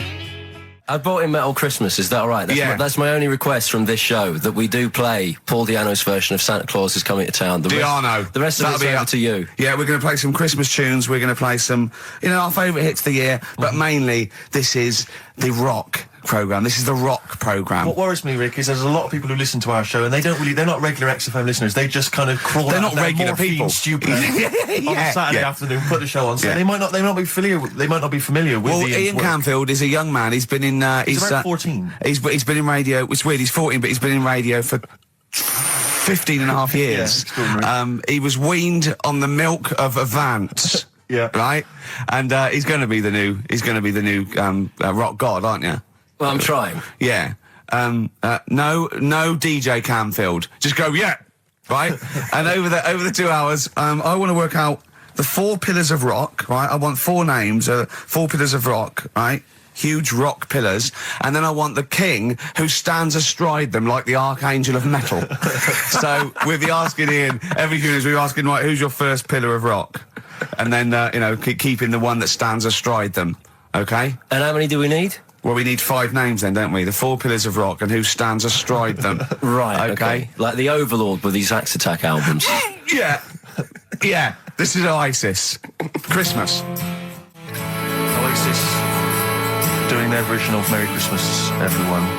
It's Christmas. It seems only appropriate that we play the occasional Christmas tune. There aren't many decent ones. We will be playing the greatest, not just Christmas, one of the greatest songs of all time, but certainly the greatest Christmas tune of all time, Fairy Tale in New York. Is that going to be the version done by, what's his name, out of Boyzone?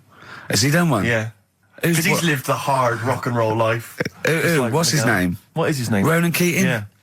He wasn't bad on Room 101, actually. I think he's lightened up a little bit. Good luck to him. Yeah. Yeah, no, as well. Yeah. A lot of people ask me, Canfield, I'm sure you can, you've probably got experiences of your own that you might want to talk about, but people ask me what Ricky's like in real life. And I don't want to get grotesque. It's Christmas, people are listening, people are eating sandwiches, but he has a flatulence problem. I don't know if you're aware of this. It is... It's not a problem. Right. Well, it is for us. Yeah. You may not. Yeah. I think the problem with Ricky is Ricky hates to miss out on anything. He's terrified that there's going to be something going on that he's missing out on, a conversation, a joke, someone falling over, you know. And so he daren't spend any time in the lavatory because it's too any period of time he spends in there, he could be missing out on some fun. So he kind of tries to get his lavatory, you know, occupying time down to a minimum, an absolute minimum. Plenty of pissing. There's loads of that, but none of the other activity. Really, I mean, you keep that. Really, it's like you're in, you're out, and sometimes I don't think you've done the full job, Rick. Yeah. And today, I tell you this, it was my eyes were bleeding. It's intense. It's just a word of warning because the kitchen at XFM is out of bounds now. No one's going in there until the new year. A to J in the library. And A to J in the record library. I'll tell you this: I don't know if like Tony Blackburn's in the building. His wig will fall off. But seriously, not that he wears a wig. He doesn't wear a wig. But if he's going down there, maybe he wants to play some Beach Boys. I mean, seriously, forget I'm a celebrity. Get me out of here. Forget you might have survived in the jungle, Tony. But you go down there, mate. Tony, would you rather eat a plate of maggots or go and get Beach Boys? Exactly. Saying A to J. Oh, pot pickers. Exactly. Jesus Christ. It is absolutely extraordinary down there. Oh, so I'll just be warned. But it's Christmas. Yeah. It's Christmas. Why would Blackburn be listening to this? I don't know. He's probably doing a bit of Christmas shopping. Sure. And he's out and about with probably got his little, personal stereo on. Yeah. And he goes, I'll listen to the boys at XFM. Exactly. And Canfield, what do you think of it so far? Yeah. Yeah? Yeah. It's not Vance, is it? Okay, who is secured as one of the pillars of rock? I'll tell you what, I want some ads, and after that, the Fairy Tale in New York. Oh. XFM. The Pogues, featuring Kirsty McCall, and A Fairy Tale of New York. Brilliant, on XFM. An Honest Mistake by The Bravery on XFM 104.9. I'm Ricky Gervais, with me Stephen Merchant and Karl Pilkington, our producer. In inverted commas, heat put. Yeah. They know. How you doing, all right, Karl? Yeah, didn't they also write something about me, bald round head? Yes, perfectly round little bald man head, they said, so... Because you need to know that when you listen to the radio on that. Really matters what my hair's doing.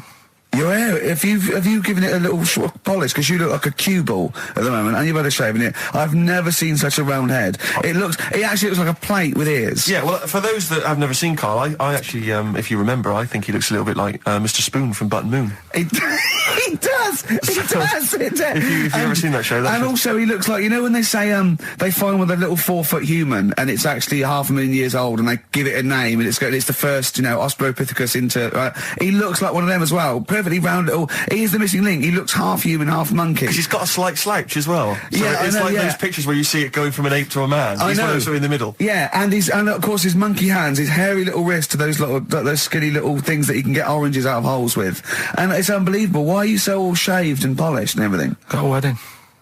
What? Got to go to a wedding today, so thought I'd clean myself up a bit. Yeah. Shouldn't you be wearing a suit or something? No, I'll go home and put something on. Oh, okay. But Suzanne said, make an effort. I sort of had a shave and that, and then I came out of the bathroom. She said, your head looks a bit sort of eggish. She's right. She always worries about when I have a shave, because I just, That's your girlfriend, Karl. I know. Saying that. Just think, so don't worry about Heat saying it. The funny thing is, it's Boyd Hilton, I think, of Heat that wrote it. And he's got a little bald head. Yeah, no, don't slag him off. Yeah, but on the end of his review, does it say, written by Baldy Boyd? No, because it doesn't matter, it's a magazine. Don't worry about it. Looking forward to the wedding? A bit boring, isn't it? But you gotta do it. They're probably listening. Should we do a shot? No, it'll be a great day for them, but I know what will happen. Suzanne will see, all the fuss and that, and then she'll get ideas, and have to let her down and all that. Why is it you don't want to get married again? I always forget. It's just... who's it for at the end of the day? I've been with Suzanne for 11 years, right? Sure. We're happy. Well, I am. That's what counts. You're never happy. I am. I'm all right.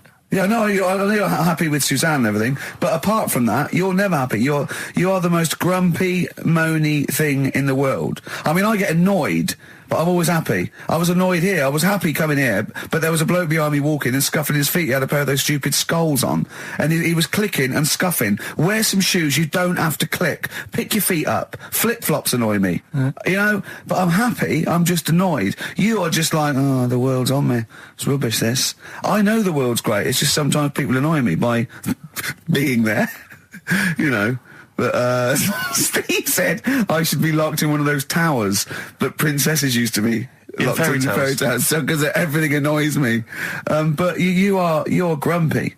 I'm not. I'm all right. Oh, right. Okay. Listen, we better play a record soon. But coming up, Steve, I went away with Karl.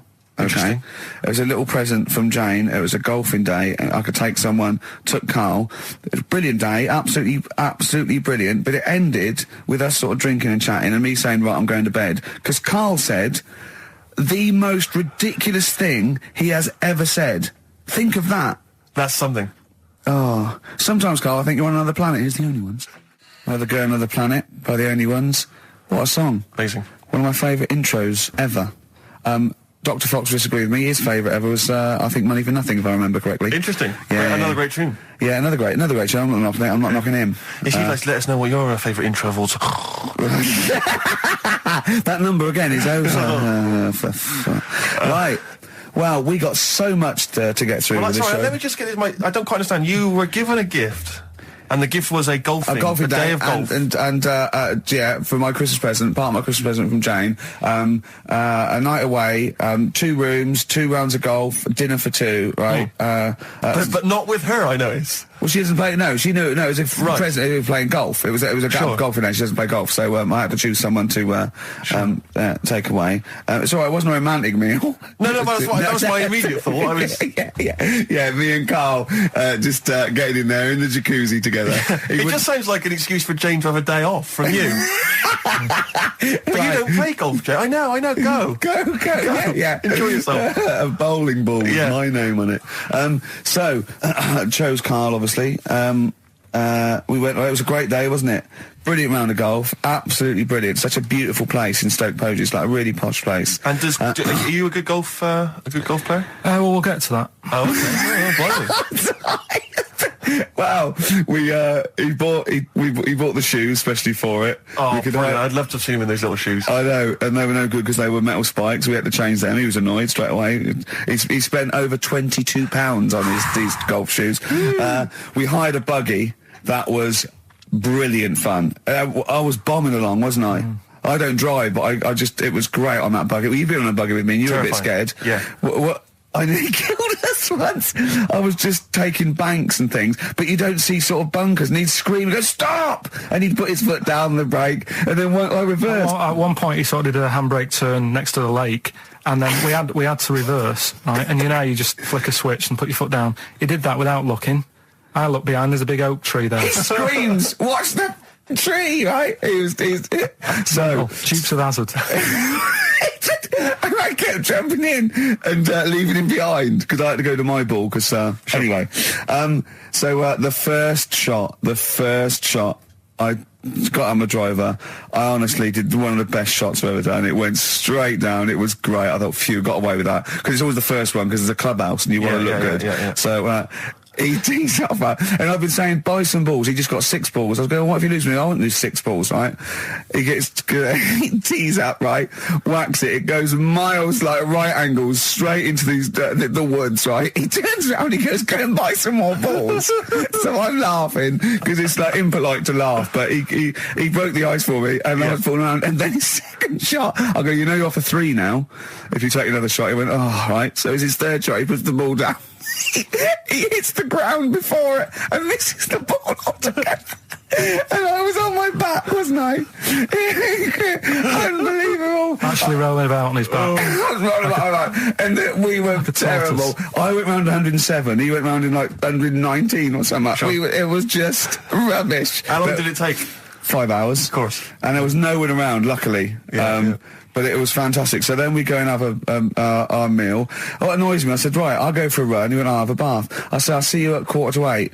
At 7:55, I have to call him. He's not ready, so he's let me down there. I can't stand lateness or laziness. You hate lateness. Yeah, and he's let me down. Do you know his excuse? He fell asleep in the bath because there was no light bulb. There's no light bulb in the bathroom. So instantly he fell asleep. And he was late. No, do you know what I mean though, Steve? If you're sort of like nice and warm and what have you. I was tired anyway, I've been stressed out for 4.5 hours, right? My life flashed in front of me a few times in that buggy. So it's all sort of wears you down a bit. I thought, right, I've got a headache. You're going for your run. I'm going to have a bath. I walk in, put the light on. For some reason it didn't come on, but I thought, it's alright. I'll just, doesn't matter. You can have a bath in the It's summer, so it's light anyway. Well, there's no windows in the bathroom, so... So you were in the darkness? So I'm in the darkness. I nod off because I'm shattered. He calls up, hassling me. So I said, well, it doesn't normally take that long for me because, I haven't got, like, long hair. I've got a dryer and sure. I can sort of one wipe. Yeah. He's already 10 minutes late, though, when I called. Well, 10 minutes. 10 minutes. Late. This is late, next. Doesn't matter. Dinner wasn't till 7:15, so we had, like, another 20 minutes anyway. So it doesn't really matter. Yeah, but we said 7:45. So he's calling up, hurry up. So I said, yeah, all right. So I get out and dry and like my tackle and what have you. Calls back again 30 seconds later. No, I don't. I don't like that. You're not going to do that, though. Give it a wipe. 30 seconds later, come on. So I end up going downstairs to the meal area, naked, with a wet shirt on and wet socks. I've got headache as it is. Meant to be a relaxing weekend. But anyway, so we have our meal, which is really nice. And then we're sitting in the bar. I'm having a cigar by the fire. Yeah. Like, we're having a rather nice Pinot Grigio. Yeah. He's there going, I've got headache. Is this 1955 that you live in? I know. Yeah. It's so right. We are knackered because he's not used to work. I've seen him moaning, falling asleep. He's not used to it at all. And you've been on your feet for over half an hour. Yeah, right. So we didn't even walk around the golf course. We had a buggy. Yeah. It wasn't even exercise. So we get onto conversations. Talking about, he's asking me stuff about evolution. Tell me that. Why did the giraffe? What's that rubbish about the giraffe getting a long neck? I said, well, it didn't try and get a long neck. It was selected because anyway. I went into evolution for him, and he said, but why would evolution do that? I went, well, you think that evolution didn't do anything? There's not this consciousness, there's not this will that a giraffe has to stretch its neck to reach the leaves. One had a long enough neck to survive and pass it in. He was going, yeah, but why did evolution... this isn't. But by the way, this isn't the most stupid thing. This is warming up. This is about 8:45. Right? He said, why didn't evolution make a giraffe good at carpentry so it could build a ladder? Right. Yeah. Okay. All right. Okay. So he's thinking around it. He's trying to pick holes in evolution. Yeah. We get on to, I said, well, things are, I said, we can see the speed of evolution in lower life forms like bacteria, viruses, they evolved. That's why soon we won't have an antibiotic that can kill some certain bacterial strains. And he said, and this is about 11:30, then I said, I'm going to bed, right? He said, in the future, they reckon that you'll be able to wake up and eat a yogurt you can have a chat with. I don't know what that means. Let's put a song on, right? And we'll come back to it. So you're going to explain that? Yeah. You've got an explanation? The Verve and Sonic on XFM 104.9.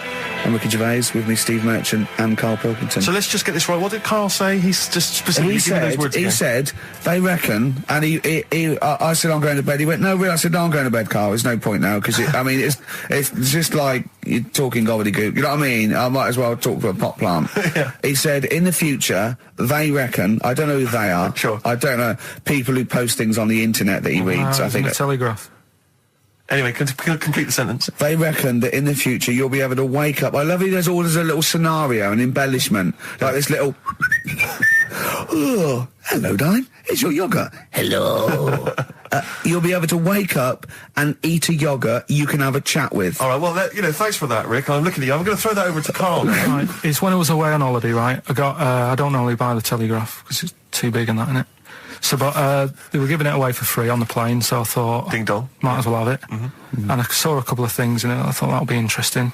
I saw this thing about the future, and it was talking about evolution and what have you, right, which I always find weird, because I always think that maybe we've sort of done it wrong anyway. Do you know what I mean? I sometimes think... by definition, evolution can't get things wrong. Things change, that it's not successful, it can't pass on its genetic material, or but if you're around, it's working. If you're around, it's working. Slugs are as evolved as they need to be. Slugs are as evolved as you. And well, me. that's true enough. No disrespect, but it works. It works. Sorry, they're around. What's your point, Carl? No, I mean, I think we probably would have been better off staying as a fish. Just because there's more water than land, isn't there? Right. And you wouldn't drown. This is why I went to bed. No, I can imagine. I'm thinking of dozing off now. No, but do you know what I mean? From, what was it? It was bacteria, it was fish, mermaid, man, onwards and what have you. So anyway... Oh God! No, there are a few knowledge gaps in your theory of evolution. You generally got it right though. So I mean, basically, it went bacteria, fish, mermaid, man. What's next is the big question. So it was telling you all about this and what have you, and saying how like we shouldn't have interfered, because maybe if we wouldn't have invented planes and what have you, maybe we'd be able to fly and what have you if we really needed to and stuff like that. Okay. So we've interfered with evolution, you see. Right. Well, then it was saying, well, what's the future got? Well, yes, in one way we have interfered with evolution. Yeah, the evolution of the human being in society is changing. It's no longer based on the strongest or the fittest, because medical science can keep us alive long enough.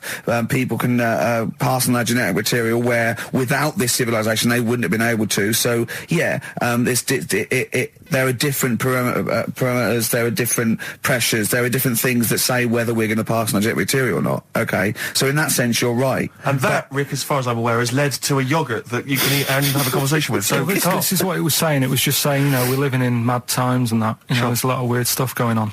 One of which is... And the fellow was just saying, you know, with computers and stuff like that, the way it is, we'll be able to wake up... Go on. Have a chat with your yogurt and have something to eat. What do you mean, have a chat with your yogurt? Because of the amount of... I mean, you have them yogurts already, those friendly yogurts. Those bacteria-friendly ones, so this is just a really friendly one. Yeah, they don't... Oh, God! I might burst! Do you know what, sometimes, Carl, I think that we're having a chat with a yogurt. Do you know what I mean? There can't be any difference. Yeah, but then I'm always reminded that would be more entertaining. That would be more informative. God! XFM. Carl, you haven't told us about your holiday yet. You were meant to do it last week and you didn't. You started telling us, but we didn't have time because we had to do monkey news about a monkey who was a director who cared about lighting and stuff. Is there more monkey news this week? Is it as... okay.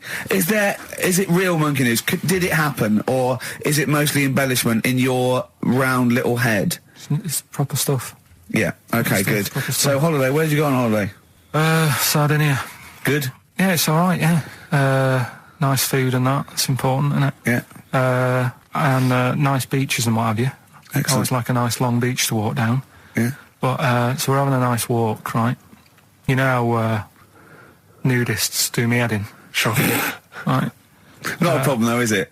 It's not like being scared of spiders where they might jump out under the kitchen sink at you. You know what I mean? It's not a big problem having your head done in by nudists. Yeah, but it just annoys me. It sort of ruins the day a little bit. Because it makes me feel uncomfortable. Right. Take your clothes off if you feel uncomfortable. It's much more relaxing. Yeah, but...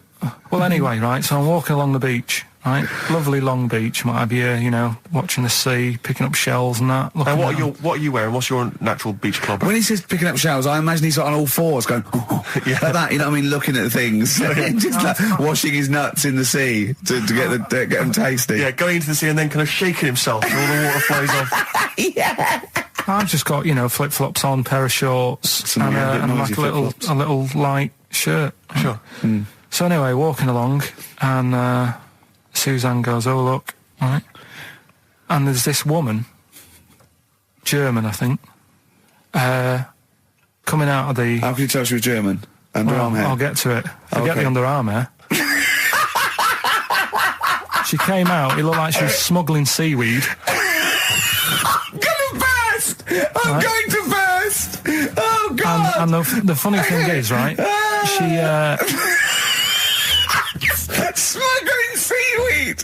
Oh, God! She was a bit hairy down there, was she? mental. I felt bad because I hadn't had a shave for 2 days, right? Looked at her, it was ridiculous. She might as well have kept her trunks on. It was just like she was wearing furry trunks, right? So anyway, so I'm walking along. So yeah, go on then. So Suzanne's like, oh, look, and I'm like, oh, not again, you know, because every time we go away, there always seems to be one of these. Is she by herself, this woman? Well, the weird thing was, she was with her husband, right, but he had shorts on, he was happy, right, but every time, like, because I walked past her, and he sort of ran off, because he's embarrassed. Do you know what I mean? There's nothing normal about it. What can he do? He can't go, all right, mate, because he knows it's odd, right? How old was he? Sorry, how old was she? It's hard to tell when someone hasn't got clothes on. Do you know what I mean? They always look older, don't they, when they haven't got clothes on anyway. But I'd say she was about 40, 41. Okay, right. So I walked past, and the annoying thing is, she got there on a bike, right? No clothes on, little pair of boots next to the bike. So if you can wear boots, just pop some shorts on. You know what I mean? That takes more effort for me, putting boots on. So put the shorts on, right?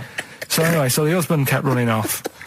I walked past, and I'm getting annoyed because I'm saying, well, we've got to walk past them again on the way back. I like the fact they're scuttling away when Carl walks past. Like when you lift up a bit of sort of iron sheeting in the woods and loads of mice run away. Yeah. It's like whenever Carl goes, that nudists run away. Yeah. Oh, right, okay. So we sort of come walking back and what have you, and you know, I have another look and what have you, and he runs off again. Why are you another look if it offends you so much? Oh, you might as well just have a look. Do you know what I mean? It's just putting it on show and what have you. But the interesting thing was, I just wondered whether the husband... If the husband were nude, you'd looked at his tackle. Because remember, when you went to see those two strippers, and it was a woman and a man, and they whipped their shorts off, you said you looked at his tackle first. I think any bloke would. Wow. You would. You just check it out. It's natural, isn't it? You just go, oh, right. So it is normal or whatever. Because you don't know if... do you know what I mean? You don't know if what you've got's right until you see someone else's. No, do you know what I mean? Yeah. But anyway, so, but he got us talking, because I was... Then, as soon as I saw her, sort of, day's been ruined a bit, so I'm walking up the beach. It's been ruined! Walking up the beach with Suzanne going, how does it happen? Do you know what I mean? Why do people do this? What fun are they getting out of it and what have you? And, I just was thinking, is there any chance that fella, right, didn't even know that she was a nudist until they went away? Do you know what I mean?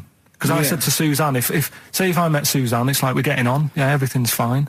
Yeah. And then you go off on holiday and you go, you haven't got much luggage. And she's like, no, it's fine, this is plenty. And I'm thinking, that's weird. And then we go down the beach and she whips her knickers off. I'd be annoyed, but there's nothing I could do. Do you know what I mean? Sure. So I'm just wondering whether that's what happened to this fella. Every time someone came walking up, he was like, oh, God, this is embarrassing. And he kept nipping off. Yeah. Finding something else to do. Look at some shells. So I'm wondering, Rick, if at some point, maybe today or in future shows, we should get a nudist, you know, one of these official nudist spokespeople, you know, because all these nudist organisations, get them on the phone, justify themselves to Karl, because, you know, in his mind, they are, what would you say, weirdos, freaks? I don't quite get it. I was reading something in one of the supplements last weekend, and some journalist went round to some, whatever you call it, some resort or whatever for nudes and that. And it's Were just... they playing volleyball? Well, the only thing was, bowls. And we just had a text here that says, and I don't know what truth there is in this, as ever, but John says there is apparently a nude bike ride today in Hyde Park. Now, I can't believe that's the case, because I don't think it's allowed, is it? You can't ride around with your veg, can you? I don't know. Why would you want to? Well, good point. On a bike. On a bike, I love the fact that that's what disgusts him. Do you know what? If we did appeal for a nudist to call in, I'd want a very specific sort. I want a German nudist, a middle-aged man called Helmut. Okay. If there is any, or the closest one to it. So I want a middle-aged man from Germany. If your name is Helmut, you're in. But I'll accept hands. Carl would be good, wouldn't it? All right. Yeah. I think I'm wondering if the age might. Maybe we could broaden. Okay, that just a German nudist bloke. Right. Can he at least be fat? Can I find a fat German fella? If your name's Helmut, we're going to give you a big prize. Yeah. But, you know, any fat German fella who likes to get his sausage out. Sure. Okay? It's sauerkraut. Yeah. What's the phone number?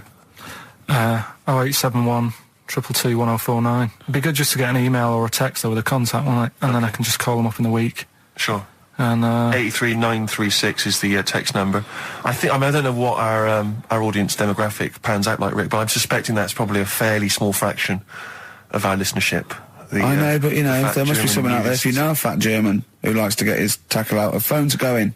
Straight away. Just answer it, Carl. Just answer it. Just potluck. It could be anything. Well, just see what it is. To be fair, it could be a nutter.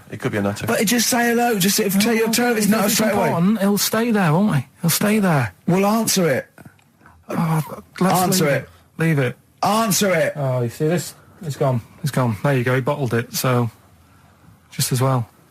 Well, you took too long to answer it. There's a vicar in Australia who started sort of doing his services and all that in nude. Hot, isn't it, out there? Yeah, but you get the churches aren't. Churches are pretty cold.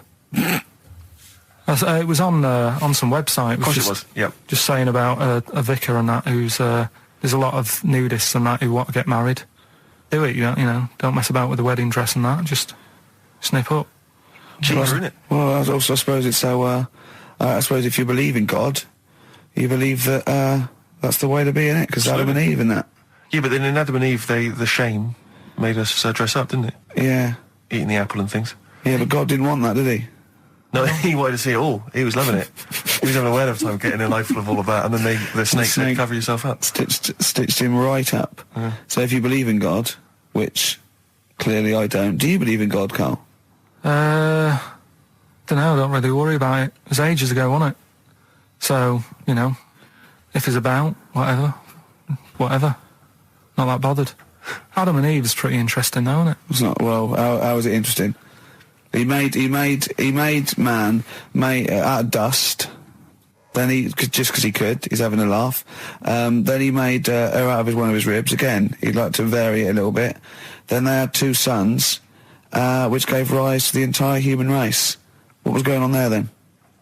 What would have happened if they didn't get on?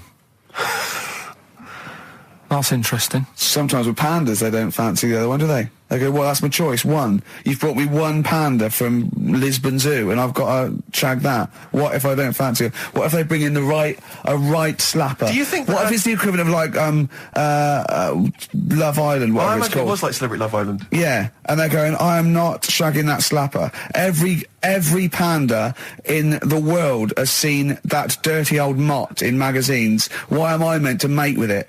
I've got some dignity. Are you talking about Adam there or Panda? Was that... either is fine, I suppose. No, do you think that Adam had any say? When God was making Eve, was he saying, can make the boobs a bit bigger, would you? And I'm a blonde guy, I'm into blondes, really. I mean, I don't know, did he have any input, or was it just... I don't know. Well, I suppose it was one of his ribs. I know, but he's probably restricted. You go, well, I'm working with a rib, Adam. Give me a break. There's only so many things I can do. Well, he was probably in kind of intensive care, wasn't he? With the whole. They go, well, I can't just keep making the boobs and things bigger because their legs will get short. I don't mind short legs. Yeah, make the legs longer. I don't mind no legs. I don't mind no legs. As long as the boobs are sizable. I'll tell you what's weird though, Steve. Right? Everyone's heard of like Adam and Eve. Yeah. What's the surname? Yeah. Where'd they get their post from? Unbelievable. Now listen, talking of campaigns and things and that, did you see Sir Bob on Jonathan Ross last night? Sir Bob Geldof. Sir Bob Geldof. Yep. Are you going to walk to Edinburgh or sail to France, Carl? What do you think of all this? The G8? I think it's good that, he's doing some stuff for the world and what have you, but probably won't bother. No. Having a walk. What do you make of all this campaigning? He's dedicated his life to this now, hasn't he? Yeah. I mean, it's interesting. I was watching him last night, and I respect the man. I mean, he used to work here, didn't he? Did some shows and that. Mm-hmm. It's good. It's all right that he can do it, but... I assume that's not why you respect him. I assume you respect him because he's trying to save a nation, as opposed to used to work in XFM for a while. Yeah, I know, but I'm just saying is...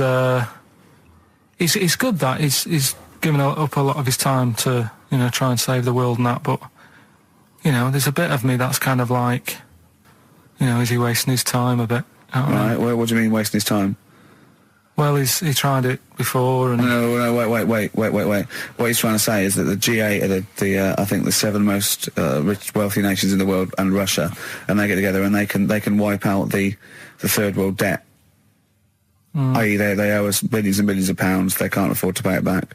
So he's going to say, let's wipe the slate clean and pledge, I think, a lot more aid and stuff to them, isn't it? So what do you think of that? But won't they just do it again? Right, what's you thinking? No, I just mean... I knew I had a little diamond in the rough here. I mean, obviously, you know, I admit, I brought this up because I really wanted to know what Karl thought of it. Sure. Yeah, I had ulterior motives. It wasn't just for awareness, for the very worthy cause. It was because I know... Look at him looking at me. Look at him, he looks at me like a cat. Honestly, it's like there's nothing behind those eyes. Right, what do you mean? They're just going to run up the debt again, you think? Well, what I mean is, right, when I was a kid, right, and I wanted to go to the arcade, I'd borrow a quid off my mum, right, and she'd say, don't come back asking for more and what have you. But I'd have a go on a pinball machine or whatever, game on a fruity, and then go back, and she'd go, can I have some more money? And she goes, I gave you a quid before. And I go, I know, but I'm on holiday. And she goes, there you go then. And then I go off and do the same thing. I didn't go, no, I wasted the last one, I'm going to pop this in the bank. Right. So you think that's what's going to happen with... That's a nice metaphor. So what do you think happening there? That the Africans are blowing it down the arcade. Instead of putting it towards a fishing rod, they're blowing it down the arcade. I'm trying to win a watch. Look, I've got 100 goals. I think this thing is dodgy. Yeah. I'm trying to win a fluffy toy. That's what Bob's saying, you're never going to get the Snoopy. You're never going to get the Snoopy. It's always going to fall out of the little claw before it gets to the claw top. is not strong enough. Yeah. Do not waste them. No, Midge. Midge, you have to write a song. Write another song, mate. They've blown it down the arcade. Brilliant. So that's your genuine logic, is it? Well, I just don't know... if they put me in charge of it, I don't know what I'd do. I just think it's a... Could I just say that will never happen? No. Could I just say to London, yeah, and anyone listening Sleep on Saturday, easy. Yeah, don't worry. Karl is not going to be put in charge of G8. It's not going to be him, Blair Chirac. That would be a joy if it were. That would be amazing. But anyway, so let's assume some alternate universe you are in charge. What would you do? Monkeys, obviously. It's like Planet of the Apes. What are you going to do? You're the only only person with opposable thumbs. What's your solution? We've done a lot of it, haven't we? We've sent, money out there. We've sent them clothes and that. Yeah. Have you? It's gone. You say we. Have you sent? I've done loads for charity. Go on. No, loads. I've done loads of stuff. Go on. What? I give stuff to Oxfam. Yeah. What stuff you don't want anymore? Yeah, junk. You mean? Well, yeah, but it'll be all right for them. I mean, I said to you the other day, like, when they collect clothes for over there, I don't know, none of my stuff's going to fit them well. But the thing is, I do loads of charities. I do loads of things like... Go on. I pay for tools. I do that thing, a monthly payment of £5, paying for, toolbox and that for someone out there. I help old people, which I'm going to stop, to be honest. Why? Because, do you know this thing I do, Steve, right? No. This is £5 a month as well, right? I got stopped in Leicester Square one day. They said, there's a little old woman somewhere. She's cold. Are you going to help her out? So I was like, why me, right? So anyway, so they said it's easier if people look after one old woman, right? So why me? I've signed up to look after this old woman called, I don't know, call her name June or whatever, it doesn't matter. So it does to her, but go on. So anyway, so I'm paying this £5 a month, and the first £5, first time I paid it, I got this thing in the post, right? And it had, thanks a lot, Karl. You're looking after June. Here she is, here's a little picture of her, and she's sat there, what have you, with a cardigan on and stuff like that. Every £5 you pay, it'll be cheering her up, and, look after her, pay for her food and what have you. So, for a bit, you feel good, don't you? And you think, well, I've done my bit for the world. Anyway, 2 months later, get another package, right? Picture of June in there again. She's got a tan. So he's saying you're paying to keep her warm. No, they meant a week in Mallorca or whatever. And this is what I mean. People if they can get away with it. So you know, whilst Geldof's there every year or every couple of years, going, let's do this for them, let's do that. I tell you what, I wouldn't get off my arse if I was over there. But that isn't having a go. I don't know where to start. That isn't having a go though. What do you think? So what do you think? You think they're going? Don't bother. Getting a job or anything. Geldof will be here. Geldof will be. It's June. I don't know. It's difficult, isn't it? It's difficult. So you think Sir Bob should just wash his hands of the whole affair? You think it's a complete waste of time? Is that what you're saying? That you should just leave them to it? Just leave them to it, let them sink ever more into debt, ever more into hunger. You just think that should just carry on? Do you know what I think he's saying? I think, now, I'm not words in your mouth. Are you saying they blew the last lot we gave them, they've got to learn a lesson? Is that what you're saying? No, I'm not going to say that. I'm not going to say that. Is that what you're thinking? No. What are you thinking? I'm not thinking anything like that.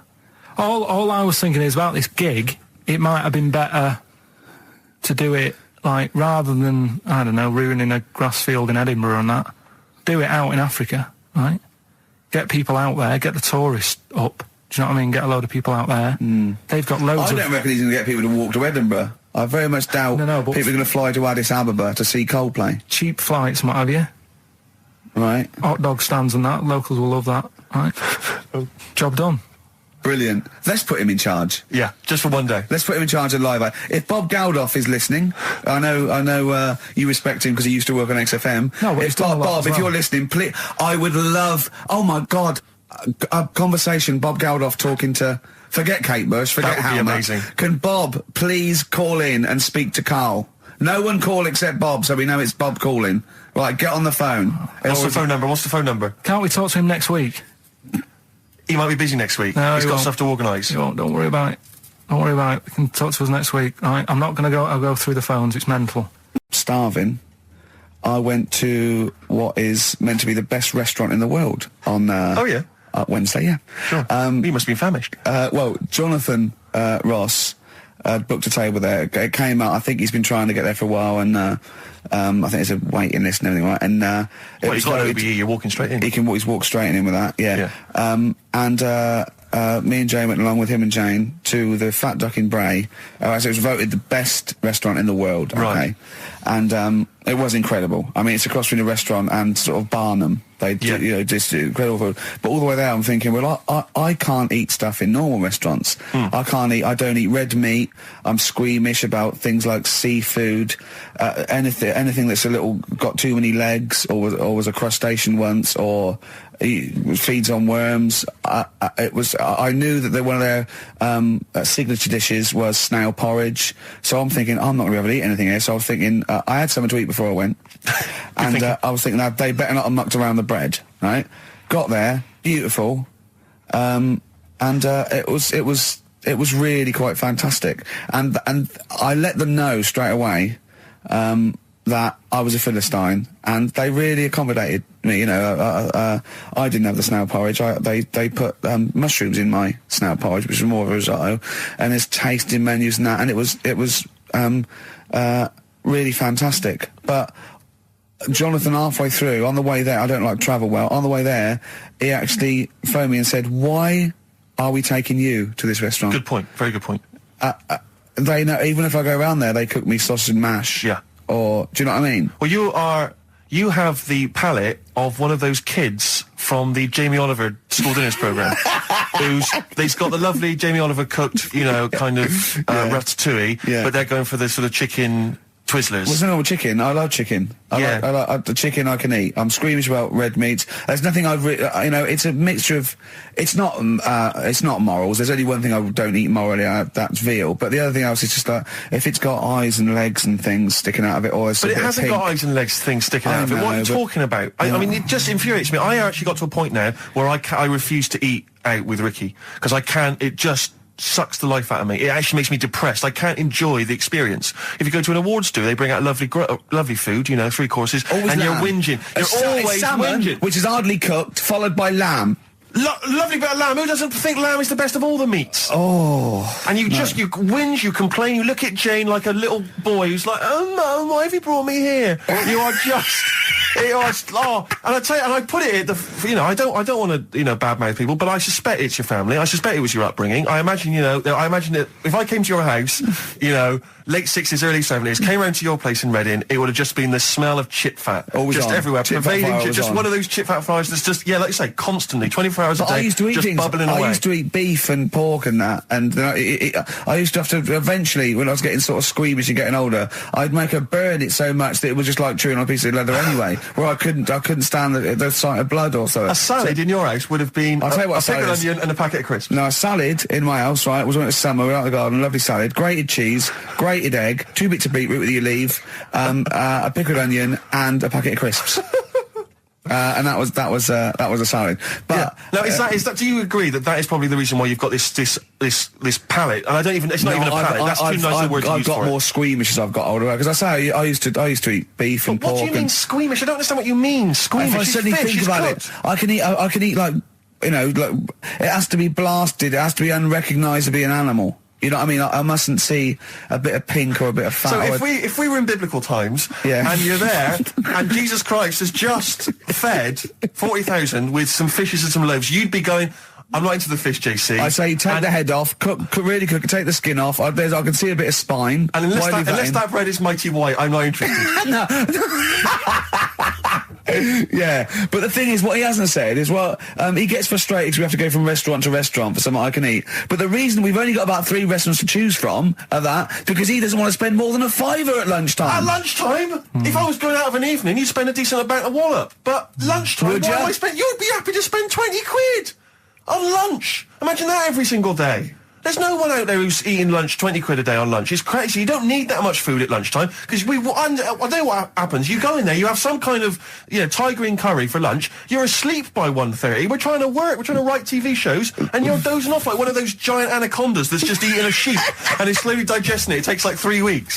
He doesn't eat Carl. He does not like the spare. He'll walk a mile out of his way to get a sandwich that's mostly bread that only costs $1.20. No, it's about value for money, Rick. That is all it's about. Tell me, I remember Oh, come on, let's having an argument over that 50p that time. Carl, you went to Lanzarote. Yeah. People said don't go to Lanzarote. They told you it was Lanzarote. They told you, were they right or wrong? They were right, yeah. Really? Yeah, it's a bit ropey, yeah. Is it? Why? Just, out there. If it wasn't for the volcano they had, it'd been knackered. That's their big draw, is it? That's it, basically. That's all they've got going for them. When you landed, was it really hot? Were you quite excited? You were thinking this is okay? It was warm. It's we can't complain about the weather. The weather was all right. Sure. You know what I mean? That's what I went for, but it'd be nice if there just was something else. Yeah. What did you do all day then? Did you read your ritual book? No, I didn't read that. I read that book. Do you know the book that I bought and all the chapters were messed up? Oh, yeah. I bought a better version of that. All right. And I read that. Excellent. And then... Did it make more sense in order? Yeah, a lot easier to follow. Yeah. And then we went and had a look at the volcanoes and that. They've got 36 of them to look at. How many did you look at before you realised that you've pretty much, you've seen one volcano, you've seen them all? Probably about 6 or 7. Really? Yeah. And then when you got to the 8th, you thought, no, I know what this is going to be, Suzanne. This is going to be like a mountain with a hole in the top. Yeah. Really? But it happened years ago as well. It's like, just keep a couple, fill the rest in, tidy it up. Fill the rest in? Yeah, no, Well, getting some builders. No, seriously though. Okay, 4 million tons of concrete, please. They're an absolute death trap. Yeah, what do you mean fill them in? Do you know what a volcano is? It's just a hole, isn't it? That's happened. Well, it's more than the hole. It's more a portal to the magma in the centre of the earth. Back in 1730 it happened, and they still haven't sorted it out. Well, when you say it happened, volcanoes were made a lot longer ago than 1730. No, but the one that did Lanzarote in. Right. Sort it out. What would you suggest? Well, how can they fill it in? It's joined. It's all joined. No, but what I'm saying is... the big plates of the earth are all joined. All the magma's joined. With the trade centre thing, that happened. They cleaned it up, sorted it out, they've moved on. That's what I'm saying. Whereas Lanzarote have just gone, leave it. It happened back in 1730. You misunderstand me. How, in the name of God, can you fill in a volcano? You ignorant twit. No, but it's not just the holes. They've actually left the lava everywhere. That's what I mean. It's not just the big holes. There's lava everywhere. But molten rock. They can't just pick it up like they're like a carpet. Put it in the holes. The holes are there ready. Just push it all in. That's what I'm saying. What exactly is there then? Is it just a kind of moon-like kind of surround with just kind of dust and rock? That's exactly what you see. I was there when the Mars thing went wrong. Yeah. I would have just sent a camera crew there, filmed a bit of that, right, and say, here we are, this is it. Ignore the little coffee shop in the background, right? This is Mars, because that's what it's like, just loads of dust, holes everywhere. Tidy it up. Little round-headed aliens complaining. Whinging. Just like Mars. Yeah. So is there what's the best bit about the holiday? Come on, pretend you're Judith Chalmers. I have been doing. I would have done all. I would have said that. Don't bother. Well, I mean, the hotel was good. Yeah? That was all right. What was that like? It's all right. Just, clean. That's all you want, isn't it? See, that's not quite what Judith Chalmers does. She doesn't go, what's the hotel like? All right, yeah, clean, innit? All right. What was it like? What was it? 3-star, 4-star? Did it have a swimming pool? What was the room like? Yeah, had a swimming pool and that. Yeah? Yeah, it's good. I think it was one of the better ones on the island. Okay. Nightlife? Wasn't really in it. There was a bar, there was some bands playing. Yeah. Not very good. Food got a bit boring. Yeah. It was always the same food every night, but they sort of themed it and made out as if it was different. So, like, on Mexican night, it'd be chicken with a nacho on it. Right. And Chinese night, sort of chicken with a little prawn cracker on it and stuff. Sure. But that got a bit boring. So, we go on the trip, and the thing that annoys me, it does happen every holiday that you go on. If you go on a sort of a package thing, they have these trips, right? And you pay about 40-odd quid, and they give you some wine, so it make it feel like you're getting your money's worth. But how many of these trips have you been on then? Loads. Probably about 12. More holidays than I've had. Go on. So anyway, so you're on the coach, right? And they take you for the volcanoes. They took us in the middle of nowhere. Yeah. Right. There's nothing else round there. Sure. It's like I say, it's like Mars, but with holes in the ground. Yeah. Right. And they sort of drop you off, and they go, right, everybody, see you back here in an hour. There's loads of volcanoes for you to look at, and a coffee shop over there. And you know for a fact, right, you don't need an hour there. You could just say, well, just keep the engine running, because I'll have a look in this hole, we'll get back on, give us 5 minutes. Don't need an hour. Absolutely. But you know that they've got something going. It's a backhander, definitely. What, with the coffee shop? Definitely, yeah. They go there. And they get everyone to have an ice cream and a coffee, and they sit down, have a fag, talking to the bloke. Yeah, and it's like, cousin. Yeah. How much was the coffee? Was it probably about €3 euros? So I think it was $3.50. Sure. Yeah. Which is, I don't know what. That's about £2.5. Yeah, they've stitched you up. There's a museum in Italy when we went there a couple of years back. Suzanne had like one of those little guide things. Museum there just for spaghetti. Yeah. I mean, open a restaurant. Yeah. Was it interesting spaghetti? Spaghetti in different shapes? Don't know, didn't go. I went to see a big hole in the ground. Sure. Can't get enough of them. We noticed today how much he is simian, isn't he? He's very strange, actually. We maybe should try and get a picture on the website, because Karl's arms are particularly chimp-like. It's very, very strange. Because he's got that sort of, he's got long downy hair. It's and not the like long extended knuckles. Yeah, and his totally round face that sort of the chin goes back, and the dome of his cranium. I think, quite seriously, I know we sort of share about 98.5% of our genetic material with bonobos and chimpanzees, but I think he's got a little bit more. Yeah. I honestly think he's a little bit of a throwback. Just his line, they just kept to this sort of really the ugliest one in the cave and the tree, and he really didn't come out of it. I'm not saying you are, I don't think you are. Yeah, you're chimp-like. No, it does annoy me. My hair annoys me on my body and that. Because I've got like hair on me little toes and that. Have you? And on the legs. Would you see your little toes? Can you pick things up with them? No, it's tried. Okay. Well, that's the finale of this week's show. We're going to see if he can play a record and put the fader up from a tyre while swinging a tyre, just using his hairy toes. Yeah, I've sort of got hair all the way, but then it just runs out where it should be. On the top of your head. Yeah. And is this part of the reason why you're always uncomfortable about being nude or around naked people? Is that partly the reason, do you think, because you look so grotesque? Well, when I'm on holiday, I don't really like wandering about without a top on unless, like, it's a quiet beach or whatever. Sure. So what would you normally wear? Need.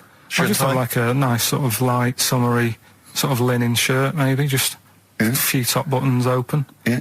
But I don't like... The naked body isn't that nice anyway, is it? You know what I mean? Whatever it is, if you're a cat and you're shaved, you don't look that nice. Do you know what I mean? But with I think you'll find a cat is naked even with its fur on. Cats don't wear clothes. No, but what I mean is, a bald cat isn't that good. You know, it does me head in that I'm bald. I'm not, I wish if I could have hair, it would be nice, but that's life. Would you prefer animals to wear clothes like Mickey Mouse does?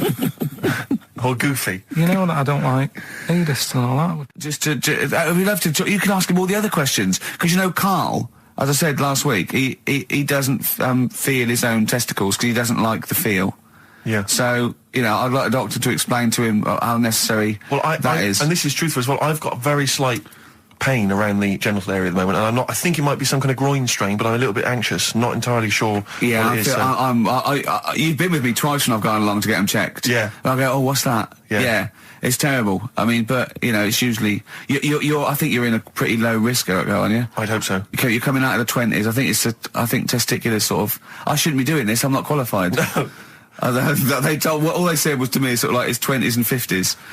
We're in. Mine sort of felt like they dropped a bit the other week when I was on holiday. I don't know if that's like when you're relaxing or I was wearing shorts a lot. How far? If it's 2 foot, it's too far. I was having problems walking. What do you mean? Why? No, it was just a bit I had shorts on all day. I'm happy. I'm walking about on the beach, what have you. And then at the night when I put some long trousers on, I was sort of walking like a ricket. They probably like stretch a little bit. Sometimes, I told you when I was about 18, I was scared. I went to the doctor. I felt a pain, right? And because I was doing biology, I thought I'd show off this doctor. I said, I've got a pain. I think it feels like it starts in the epididymis and goes up through the urethra either.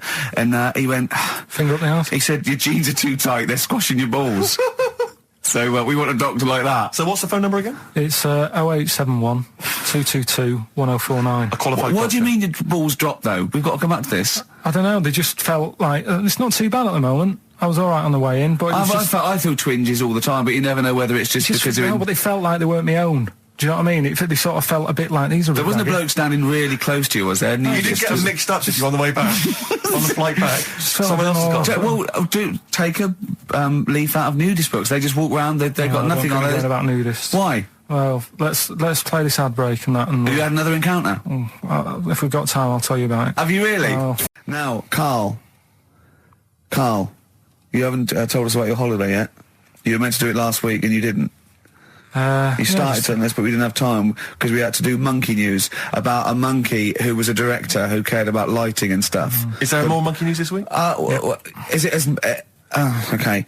Is it real monkey news? Did it happen, or is it mostly embellishment in your round little head? It's proper stuff. Yeah. Okay. Good. So holiday. Where did you go on holiday? Sardinia. Good. Yeah, it's all right. Yeah. Nice food and that. It's important, isn't it? Yeah. And nice beaches and what have you. Excellent. Always like a nice long beach to walk down. Yeah. But so we're having a nice walk, right? You know how nudists do me head in. Sure. Right. Not a problem though, is it? It's not like being scared of spiders where they might jump out under the kitchen sink at you. You know what I mean? It's not a big problem having your head done in by nudists. Yeah, but it just annoys me. It sort of ruins the day a little bit. Because it makes me feel uncomfortable. Right. Take your clothes off if you feel uncomfortable. It's much more relaxing. Yeah, but... Well, anyway, right, so I'm walking along the beach, right? Lovely long beach, what have you, watching the sea, picking up shells and that. And what are you wearing? What's your natural beach club? When he says picking up shells, I imagine he's on all fours going, like that, you know what I mean, looking at things. Just like washing his nuts in the sea to get them tasty. Yeah, going into the sea and then kind of shaking himself till all the water flows off. Yeah. I've just got, flip-flops on, pair of shorts, and like a little light shirt. Sure. Mm. So anyway, walking along, and Suzanne goes, oh, look, right? And there's this woman, German, I think, coming out of the... How can you tell she was German? Underarm hair? I'll get to it. Forget the underarm hair. She came out, it looked like she was smuggling seaweed. I'm going to burst! Oh, God! And the funny thing is, right, she, smuggling seaweed! Oh, God! She was a bit hairy down there, was she? Mental. I felt bad because I hadn't had a shave for 2 days, right? Looked at her, it was ridiculous. She might as well have kept her trunks on. It was just like she was wearing furry trunks, right? So anyway, so I'm walking along. So... yeah, go on then. So Suzanne's like, oh, look, and I'm like, oh, not again, you know, because every time we go away, there always seems to be one of these. Is she by herself, this woman? Well, the weird thing was, she was with her husband, right, but he had shorts on, he was happy, right, but every time, like, because I walked past her, and he sort of ran off, because he's embarrassed. Do you know what I mean? There's nothing normal about it. What can he do? He can't go, all right, mate, because he knows it's odd, right? How old was he? Sorry, how old was she? It's hard to tell when someone hasn't got clothes on. Do you know what I mean? They always look older, don't they, when they haven't got clothes on anyway. But I'd say she was about 40, 41. Okay, right. So I walked past, and the annoying thing is, she got there on a bike, right? No clothes on, little pair of boots next to the bike. So if you can wear boots, just pop some shorts on. You know what I mean? That takes more effort for me, putting boots on. But put the shorts on, right? So anyway, so the husband kept running off. I walked past, and I'm getting annoyed because I'm saying, well, we've got to walk past them again on the way back. I like the fact that they're scuttling away when Carl walks past. Like when you lift up a bit of sort of iron sheeting in the woods and loads of mice run away. Yeah. It's like whenever Carl goes, that nudists run away. Yeah. Oh, right, okay. So we sort of come walking back and what have you, and you know, I have another look and what have you, and he runs off again. Why another look if it offends you so much? Oh, you might as well just have a look. You know what I mean? It's just putting it on show and what have you. But the interesting thing was, I just wondered whether the husband... If the husband were nude, you'd looked at his tackle. Because remember, when you went to see those two strippers, and it was a woman and man, and they whipped their shorts off, you said you looked at his tackle first. I think any bloke would. Wow. You would. You just check it out. It's natural, isn't it? You just go, oh, right. So it is normal or whatever. Because you don't know if... you know what I mean? You don't know if what you've got's right until you see someone else's. No, do you know what I mean? Yeah. But anyway, so, but he got us talking, because I was, then, as soon as I saw her, sort of, day's been ruined a bit, so I'm walking up the beach. It's been ruined! Walking up the beach with Suzanne going, how does it happen? Do you know what I mean? Why do people do this? What fun are they getting out of it, and what have you? And, I just was thinking, is there any chance that fella, right, didn't even know that she was a nudist until they went away? Do you know what I mean? Because I said to Suzanne, say if I met Suzanne, it's like we're getting on, yeah, everything's fine. Yeah. And then you go off on holiday and you go, you haven't got much luggage. And she's like, no, it's fine, this is plenty. And I'm thinking, that's weird. And then we go down the beach and she whips her knickers off. I'd be annoyed, but there's nothing I could do. Do you know what I mean? Sure. So I'm just wondering whether that's what happened to this fella. Every time someone came walking up, he was like, oh, God, this is embarrassing. And he kept nipping off. Yeah. Finding something else to do. Look at some shells. So I'm wondering, Rick, if at some point, maybe today or in future shows, we should get a nudist, you know, one of those official nudist spokespeople, you know, because all these nudist organisations, get them on the phone, justify themselves to Carl, because, you know, in his mind, they are, what would you say, weirdos, freaks?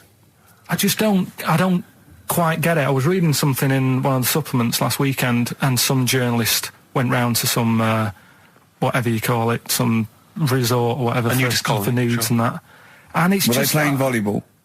Well, the annoying thing was, bowls. Why is that annoying? Well, don't play a sport where you got to bend over. Talking of campaigns and things and that, did you see Sir Bob on Jonathan Ross last night? Sir Bob Geldof. Sir Bob Geldof. Yeah. Are you going to walk to Edinburgh or sail to France, Carl? What do you think of all this? The G8? I think it's good that, you know, he's doing some stuff for the world and what have you, but probably won't bother. No. Having a walk. What do you make of all this campaigning? You know, he's dedicated his life to this now, hasn't he? Yeah. I mean, it's interesting. I was watching him last night, and I respect the man. I mean, he used to work here, didn't he? Did some shows and that. Mm-hmm. It's good. It's all right that he can do it, but... I assume that's not why you respect him. I assume you respect him because he's trying to save a nation, as opposed to used to work in XFM for a while. Yeah, I know, but I'm just saying it's good that he's given up a lot of his time to, you know, try and save the world and that, but, you know, there's a bit of me that's kind of like, you know, is he wasting his time a bit? Right, well, what do you mean wasting his time? Well, he tried it before and... No, wait. What he's trying to say is that the G8 are I think the 7 most rich, wealthy nations in the world, and Russia, and they get together and they can wipe out the third world debt. I.e. they owe us billions and billions of pounds, they can't afford to pay it back. So he's going to say, let's wipe the slate clean and pledge, I think, a lot more aid and stuff to them, isn't it? So what do you think of that?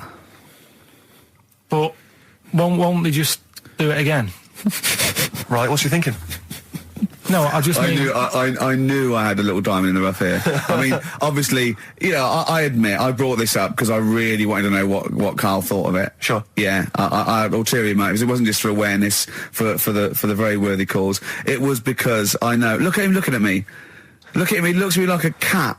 Honestly, it's like there's nothing behind those eyes. Right, what do you mean? They're just going to run up the debt again, you think? Well, what I mean is, right, when I was a kid, right, and I wanted to go to the arcade, I'd borrow £1 off my mum, right, and she'd say, don't come back asking for more and what have you.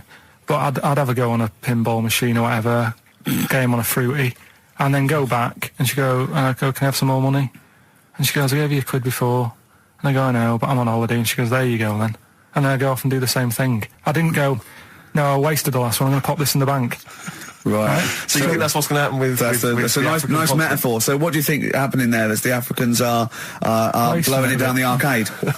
Instead of putting it towards a fishing rod, they're blowing it down the arcade. I'm trying to win a watch. Look, I've got 100 goals. I think this thing is dodgy. Yeah. I'm trying to win a fluffy toy. Bob's saying you're never going to get the Snoopy. You're never going to get the Snoopy. It's always going to fall out of the little claw It's before it rigged. gets to The the top. claw is not strong enough. Yeah. Do not waste it. No, Midge. Midge, you have to write a song. Write another song, mate. They've blown it down the arcade. Brilliant. How you doing, Karl? Yeah, all right, yeah. Another holiday? Well, it wasn't holiday. It wasn't holiday. Well, it was. You had 5 days off work. Why isn't it holiday? You had 5 days not working for a living. You know how many days holiday gets a year now? 29. Oh. That's more than teachers, isn't it? It makes me sick. It makes me sick. Well, I know the kind of hours you work, Rick. It's mad. I mean, if you're not in work by midday, you're furious. No, but I mean, I'm always... 29's normal for the normal working person. Yeah, but, you know... And anyway, it wasn't a proper holiday. I went to see my mum and dad. It's nice to see them and everything, but it's not holiday, is it? Why? It's not going away. It's not getting on a plane, is it? Going away. Oh, is that definitely a holiday? What happened before 1950? I don't know. People used to go... Yeah, exactly. People used to go to Blackpool or Brighton. That was holiday. Yeah, but I didn't Where did you go? Went to Wales. There you go. Lovely holiday. Lovely holiday. Have a holiday in Wales. That's what they say, innit? Come to Wales and have a holiday. That's what they say, innit? So come to Wales and meet your parents. Come to Wales and have a lovely holiday. Week off work. Do you know, like, my mum likes gnomes and stuff? Yeah. Right. Of course she does. She's lived with one for 30 years. She said, you know, get your dad to take us to this park where they've got, like, you know, 6-foot gnomes and stuff, right? Have a walk about. Sounds like a nightmare. Yeah. Sounds like a living nightmare. Keep an eye on Karl. So anyway, he stood still for 2 minutes. Someone bought him. No. You can't buy them and that. It's like a little exhibition thing, right? And it's part of a hall, right? This big hall that you have to pay to get in. But we didn't want to see the hall. I just wanted to see the gnomes. Of course you did, yeah. So anyway, my dad says, yeah, well, we can get in there for free. Of course he did. Clever. Right?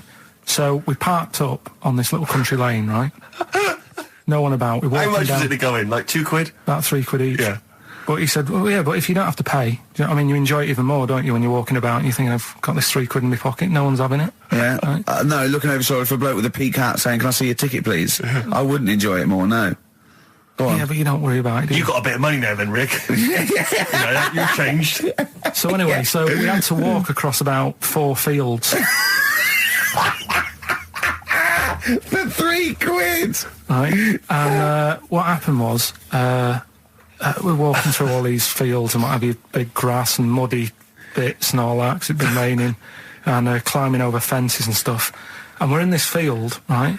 And I look to my right, and there's about 30 cows all staring at us, right? And Suzanne started to panic a bit. She said, we shouldn't be here. Dad says, of course we can. We're allowed to go wherever we want. You know, all this land, it's Ramblers' rights and all that stuff. Yeah. And take a cow if you want, unattended.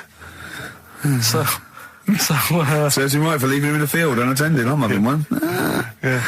And keep us fed for a week. Anyway, these cows start surrounding us.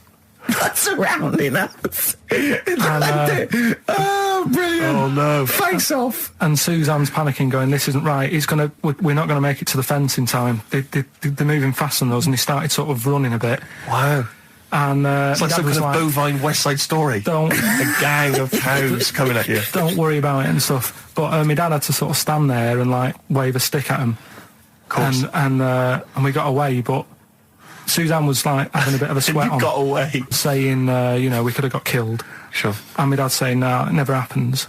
And I just wondered if it does, if there's a risk of... Yeah, it is rare, but there's been a couple of cases of being trampled by cows. They're not aggressive, they sort of run through you. Well, they're aggressive if they've got a calf. They do have kids. What? You had kids with them. Kids, yeah. That's a goat you're thinking of. Yeah. Maybe they were trying to sneak into the gnome thing, and they were worried that, like, if too many people did it, they thought some cows, we can just sneak in. No one's expecting cows. And the cows were going, walk upright like you're human. Don't walk upright. They thought you'd blow their cover. Yeah. Yeah, people have been killed by cows before. Yeah, that was like the highlight. Called up Ricky, I said, right, are you about? Have a chat and that. So he said, I'll just come round, it's a nice day, have a drink and what have you. So I got round there at about 6:30, right? Go up to his door, knock on his door, right? He stood there with his tackle out. Oh. Yeah, what did you make of that? What was wrong with that? What do you mean, what's wrong with that? Why were you looking at it? Why were you looking at it? I tried not to look at it. But again, you're always sort of attracted to it, aren't you? Kind of like... I've never been attracted to another man's tackle. I don't know what you mean. You can't help but have a little sly look. Especially when it's there. When you ring the bell, and I mean the one on the door, right? And that's hanging out. And does he dress to the left or the right?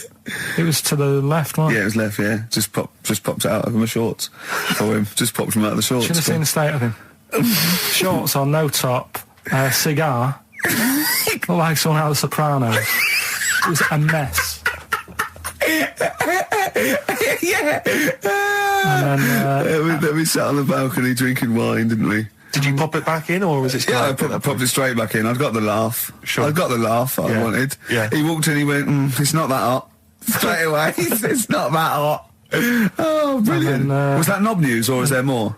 No, it's got more knob news. Exactly. And I've got a bad back. I've been complaining of a bad back all week. He's been ill. Don't even start We with me. haven't worked this week. He's been ill with the flu. Still not bad. I'll tell you this. I Wednesday morning, I think it was, I woke up and I had the head, the sore throat, the aching body, and I immediately thought I've got the SARS virus. I really did. I genuinely, because I've always been a bit of a hypochondriac. I mean, Ricky pretends to be, but I genuinely was petrified. That doesn't make sense, does it? How can you pretend to be a hypochondriac? No, I am a hypochondriac, and you are genuinely always ill. You always you've always got a bit of a snaffle. So I'm justified in thinking it might be the deadly. You're a sickly virus. child. I don't know what's happened to you. Well, I think it's so much to do with West Country breeding, and you haven't. I don't know. No, he hasn't got normal sort of barriers to sort of flu and cold. His immune system is all shot. Claire, look at him. I'm quite a weak child. Yeah, I know. I'll probably die in a garret having written some bloody brilliant poetry. And then I'll die of consumption. Yeah. But anyway, so I went online to check out what exactly the symptoms of the SARS virus were. And seriously, I did. I was so panicked. So I went straight online, and it was exactly what I had. It is a strain of flu. That's why. Exactly. That was the thing. That's what I had. So I was thinking to myself, because it said the incubation period was between 2 and 7 days. I thought, well, where have I been that I could maybe have got contact with people from? And then I thought, wait a minute, BAFTAs. I think I brushed against a couple of the guys from Banzai. I know. I'm thinking, hang on. Yeah. Wait a minute, that makes sense. Yeah.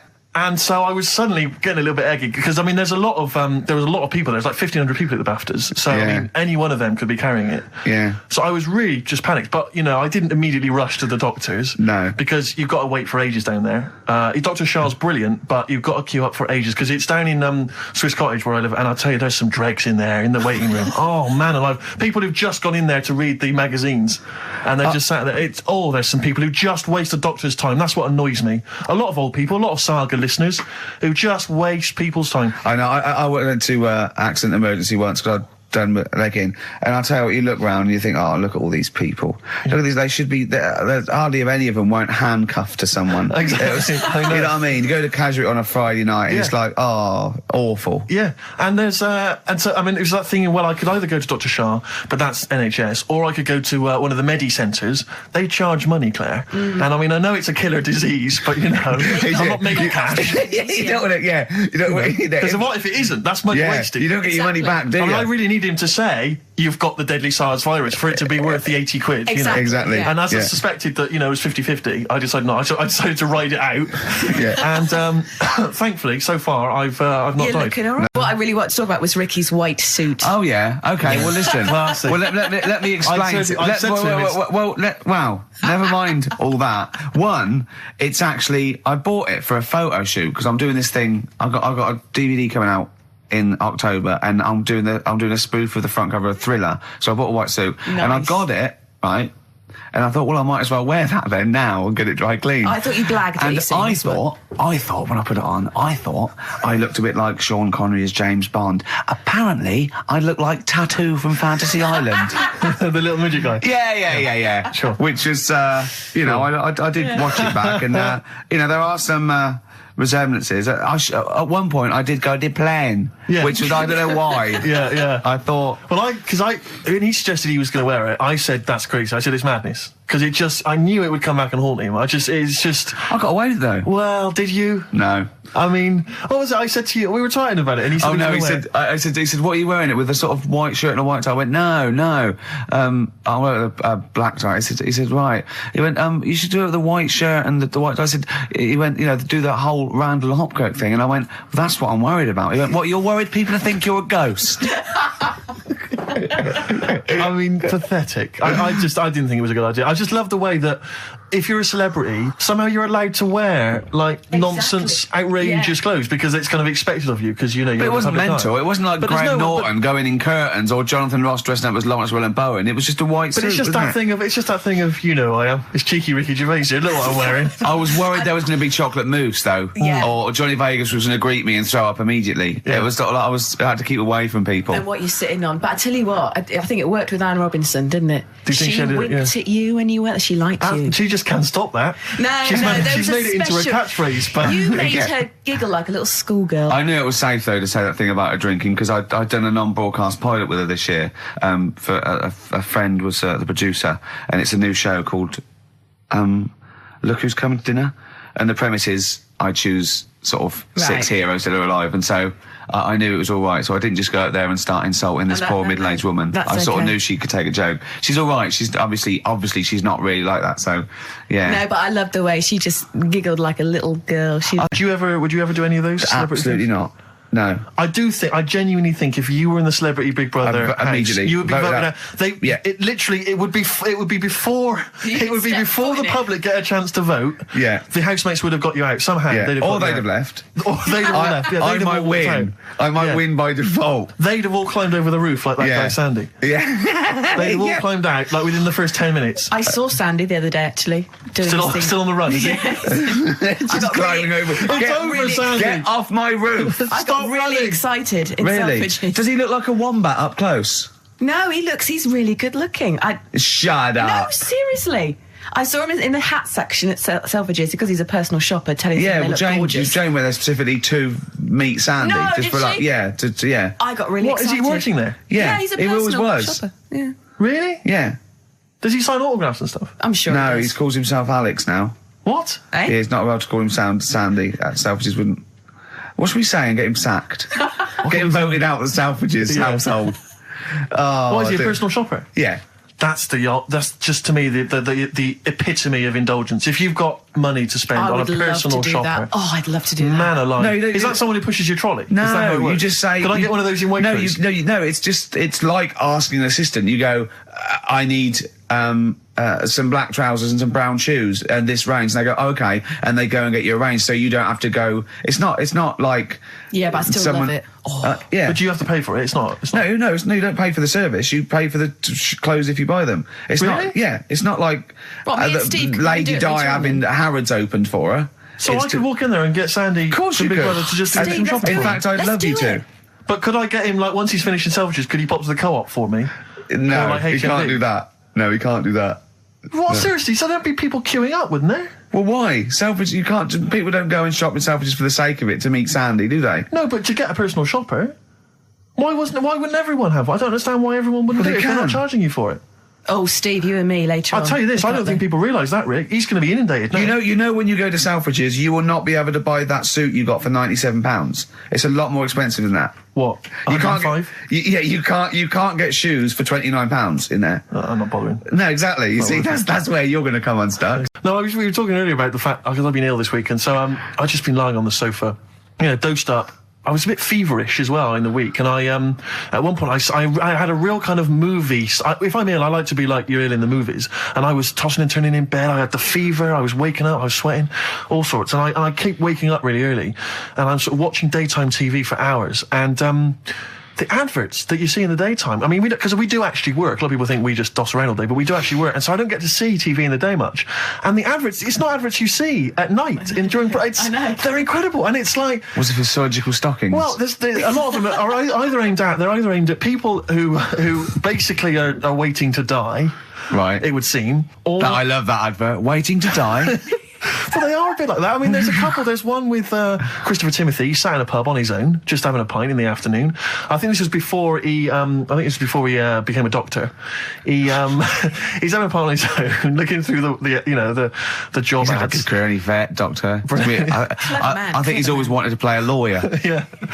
And he basically says in so many words, I can't remember it verbatim, but he basically says, you're probably getting on a bit.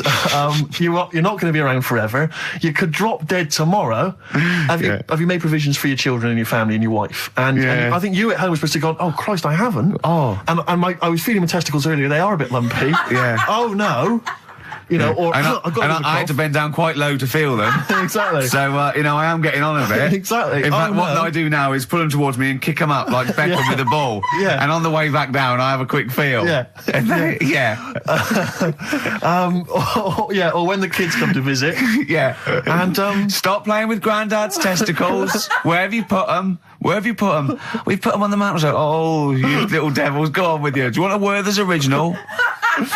And that's another advert you see constantly, Werther's originals. So they've got those, and then they've got the adverts which I always love, which are adverts for any kind of Claims Direct or any of those things. It's just invariably there's a reconstruction of an accident that might have happened. Someone tripping over a paving slab. There's one which is particularly chilling of a guy who I think he's with his kid watching football, and he's thinking to himself, I bet he's looking, he's thinking, I wish I could join in. And it flashes back, and there he is up a ladder on a very shiny surface with no one supporting it, frankly. Which is asking for trouble. Yeah. Frankly, I blame him. Yeah. And then it topples for no reason. I don't know why it topples. Right. Wind, let's say. Yeah. Whenever I see it, I always think... I hope he never walks again. Well, he falls off it. Did he smash his face in? Did he fall on a spike? Because if he's going to go up that ladder on a shiny surface with no one holding it, right? Did he fall? Did he crack? Did he fall backwards on his head? The little... Worse still, Gervais. Right, did he do the splits and crush his nuts? No. Worse than that, one, he made a considerable lump sum of cash thanks to the efforts of one of those claims companies. Oh no! All right. His negligence has seen him £3,000 richer. Steve, was there a yokel with a pitchfork looking up as he fell on it? Nothing. Oh, he fell off. I think he must have bruised his ankle or strained a ligament. That's not enough. That hasn't taught him anything. Well, it's not taught him a lesson. In fact, if anything, it has encouraged him to be more foolhardy in the future. Because if you're going to dish out £5,000 willy-nilly to these people, these lunatics, these oafs, these simpletons. Do you know one of my favourite adverts was the one in sort of the back of those glossy magazines you get given away, and there was always an old woman, and she'd fallen right in her front porch or whatever, and she was just reaching out, but she was too weak to reach the phone. So it was sort of like you carry a little button around with you that you press. Yeah. I love the idea of that. She looked so vulnerable. It was my. But I always feel with those kind of those claims adverts that it's almost like saying, I'm not going to say it explicitly. Yeah. Here are some ideas for you. paving slabs? Is there one near you? Yeah. Could you have a little trip? Exactly, yeah. If you've got a stepladder? Yeah. I'm not saying anything, but maybe, you know, read between the lines. The shiny floor. There is money to be made. Do you remember Innovations catalogue? Well, I just read this week, Innovations catalogue is being closed down. Gutted. Yeah. The Is it Innovations really? catalogue, which is, it used to go to something like 50 million homes or something. I love the Innovations catalogue. You do think, well, I could do with that. Because I want... Well, I've never thought that. I do. I want to spend money on an advantage in life. Like, you know, I want the power packs and hoverboards and things that are like to see through walls. Just for 1999. They don't work, do they? I bought oxygen. Did you really? I bought oxygen. What do you mean you bought oxygen? Well, me and my mate were sort of like, I'd run it. It was about like, I don't know, 1987. And me and my mate, Wally, we were doing long distance running together. We were trying to get good. And I thought, I'll just have some oxygen before the race. And what do you mean some oxygen? It's there, free in the air. What's going on? You had some big canisters. A canister of oxygen? It didn't work. It just smelled like you were sniffing mints. I couldn't get any in. What was it supposed to do? Well, you know, oxygenate the blood so you can... Right. But yeah, I don't know why. How much was it? I don't know. I can't remember. But Mine was 1999. It was a big canister. It was rubbish. Why did you buy it? I mean, he was at least doing a job. For much the same Doing reason. a job. I was training. Because the problem with the Innovations catalogue is that for the few idiots that buy stuff like you, there are hundreds, thousands who just looked through it and laughed at the absurdity of, you know, a motorised tie rack. I bought the Abs Master. Who is so lazy that they need that? Yeah. The Abs Master. I worked for a while answering the mail, and opening the mail for a returns. It wasn't the Innovations people, but it was if that's the kind of middle class version, this was a very much more working class thing. It was, you know, how to get hot dogs out of a tin and all the rest of it. And there was stuff in there. It was incredible. There was one item that was in the catalogue, and it was I know, like me, you've probably thought to yourself, I just haven't got time to boil the kettle and fill up my hot water bottle. Oh, I know. You thought that takes upwards of a minute and a half to do.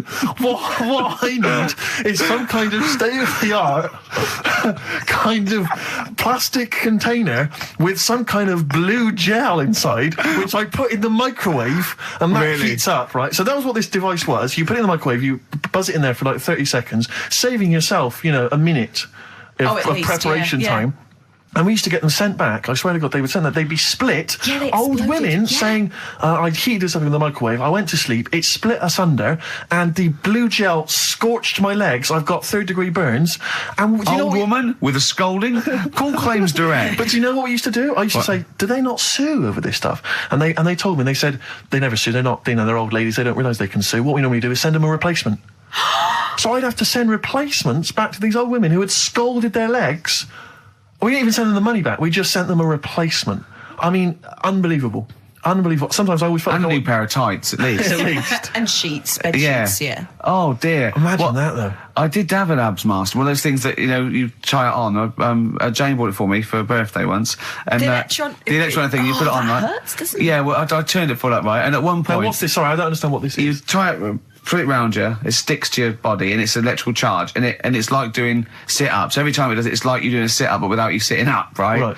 And at one point, I had it on, I'd done it for a few weeks, and at one point, I was laying on the couch in my pants with this on, watching telly, drinking a bottle of wine and eating cheese. She said, I don't think it works like that. I thought, if this works, it's the greatest invention of all time. So it's like you can eat, and it's kind of working it off for you as you're eating. I know, yeah.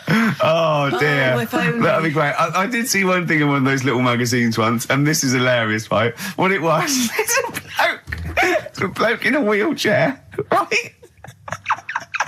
And then there's another one of him, and it's raining, so he's got a cagoule on that covers him and his wheelchair. Oh, no. And just his little face. So it looks like somebody you've covered a motorbike in, and it's just his little face. I thought that was great. Oh, dear. Oh. Innovations is finished. That is great. It's all over. Should we have a record? It'd be lovely. A toast to the Innovations. A toast to Innovations. You have provided nothing of much use for 15 years. Happy Easter. Happy egg. were chatting about the Innovations catalogue, and it just because I've just been flipping here through the TV magazine, which comes free with the Sun, and is there anything on the back? A plate or a figure? The white trash that must buy this rubbish. I mean, this one. I don't know how you describe that. There. Oh, classy, isn't it? Oh, it's a porcelain doll of a young woman. Looks like Ginger Spice with her hair up in a blue dress. Yeah, it is strictly limited to 9,500. Oh, am I going to get one? Well, why did we waste time with this show? Shouldn't I have been calling? Well, look, it says. How much is it? Well, she can be yours for the special half-price offer of just £94.50. Is that all, really? You're not winding me up, are you, Steve? You're not winding me up, because if I look at it, it's 940, because I think it should be. I will go mental, because I would love that porcelain piece of shit for £100 on my shelf. Hang on a minute, Rick. Let me just read you some of the write-up. Who buys that? They think it's art. It's classy. Well, hang on, I think this blurb will change your mind. Go on then. Okay, well, I'm just... Okay. Her name is quite simply Dearest Rose. I'll have it. And she's portrayed here holding a beautiful... Well, I mean, of course it's going to be Dearest Rose, isn't it? Let me read it, it's not going to be... Her name is Bert. Dearest Rose is portrayed here holding a beautiful bouquet of roses given to her by her lover. She has gently plucked some of them and placed them in her chestnut hair. Oh, she is wearing a gown. Oh, that's filthy. She is as well. She's stuffing them up on her head. All right, go on. She's wearing a gown of beautiful turquoise silk. Her skirt flows to the floor, and from beneath it, you can see her dainty shoe just peeping out, decorated with a tiny handmade rose. That is brilliant. And it is beautiful, and it's and you can pay £9.45 a month for 10 months. Yeah, and that can be yours. And I think you'll agree, it is just beautiful. I mean, the best one I've ever seen. There was one that there was a doll. Right, like a realistic doll, a horrible, scary doll, and it was something like, £100, and it said, "Call your family and tell them it's a girl." And I just imagined this 45-year-old woman with bunches and rouge on her hair, still dressed in her ballerina outfit, going, "I've had a baby, mother." "You haven't." "I have, it's a bloody baby." "Why do you hate me?" "It's a doll." "Why do you hate me?" I mean, I know. What sort of people are they preying on? Well, there was one. Just had a baby. Sorry? Call the doctor. Call the doctor. Don't call the doctor. I've had a bloody baby. Well, I remember seeing one which just was extraordinary. I mean, again, I'm thinking specifically of the people that buy it. It was about 3 foot tall. Yeah. It was, I think, again, made of porcelain or possibly plastic. It was a baby. It was like a kind of 1-year-old baby. Like, that was the design. Wearing a Harley Davidson biker outfit. The leather cap, the jacket, the nappy. Rather like Marlon Brando did in The Wild Bunch. Unbelievable. Oh, dear. I mean, the scum. I saw recently, flipping through one, it was wedding rings. There was a selection of exclusive wedding rings. Imagine getting down on one knee and giving your beloved a themed Lord of the Ring wedding ring. Oh, that is brilliant. Will you be my wife? Better still, my troll. Oh, dear. The scum that must be that they're preying on, like you say. I mean, unbelievable. It's those sort of houses that I remember going into as a child sometimes when you met a friend from school, and you'd go into their house and it was like a shrine. I remember some people kept the polythene on their 3-piece suite. Yeah. There was some when you weren't allowed in the front room.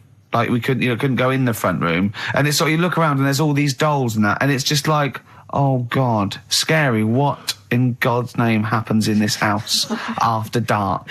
Well, that's about it from us, isn't it? We got, to be honest, I didn't miss Karl at all. I didn't miss Karl. In fact, I felt we worked harder. We did a better show without him. I think he's dead wood. Well, I think that we should, tell him that we don't need him. If he turns up, it's fine. If not, you know what I mean? Yeah. Because that will wind him up. Oh, he'll be livid. If you could send, could you send Carly emails saying to Ricky or something, because he gets all those, doesn't he? Or to Karl, saying the show was better without Karl. Yeah. Can you please do that for us? We're telling him the truth. He'll hear it. He'll come back and hear it. So we know it's a wind up. But I just want to see his crushed little face Monday.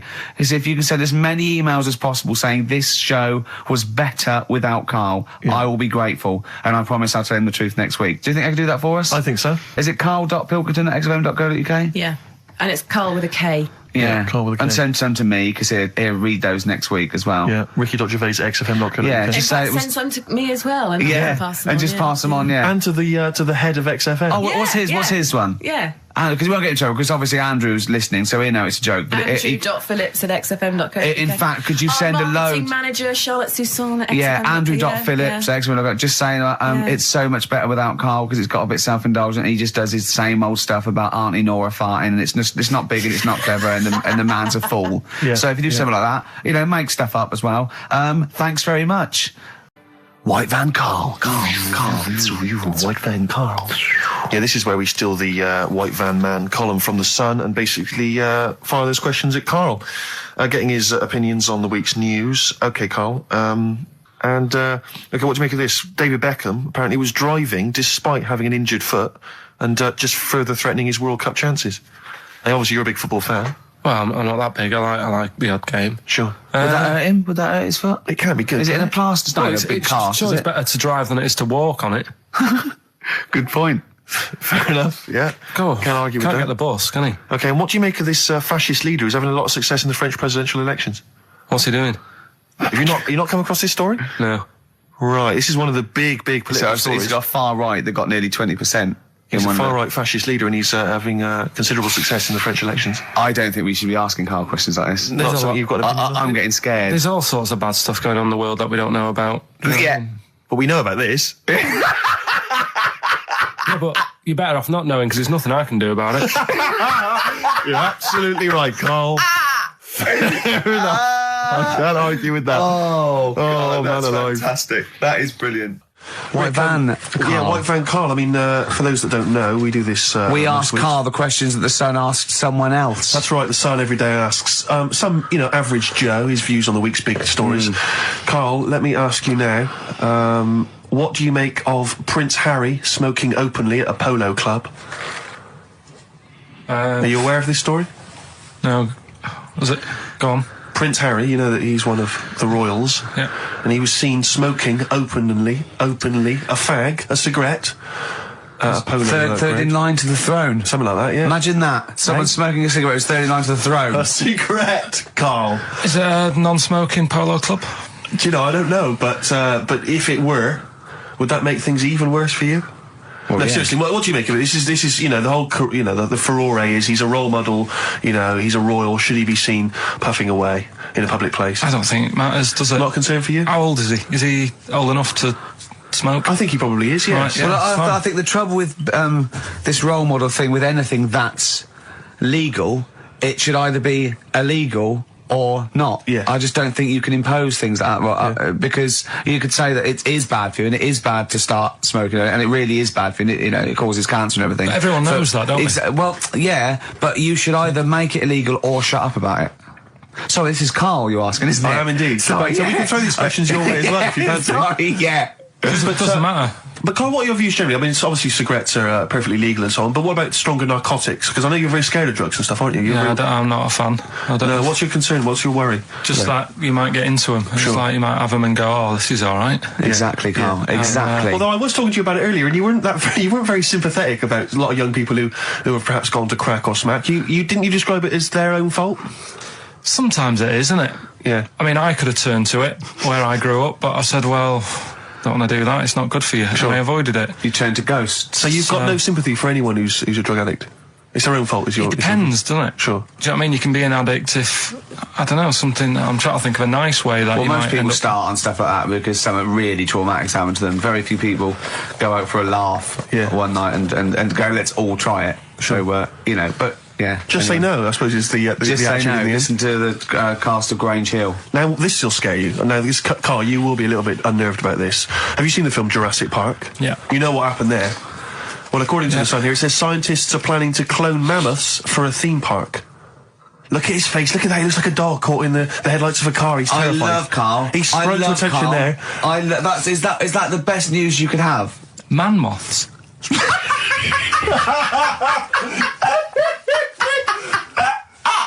Right, yeah, moths. I love the fact that that's why he was so excited that they bred a man moth. What is this? Yeah, it's a human being that hides in your wardrobe and eats an entire jacket in a day.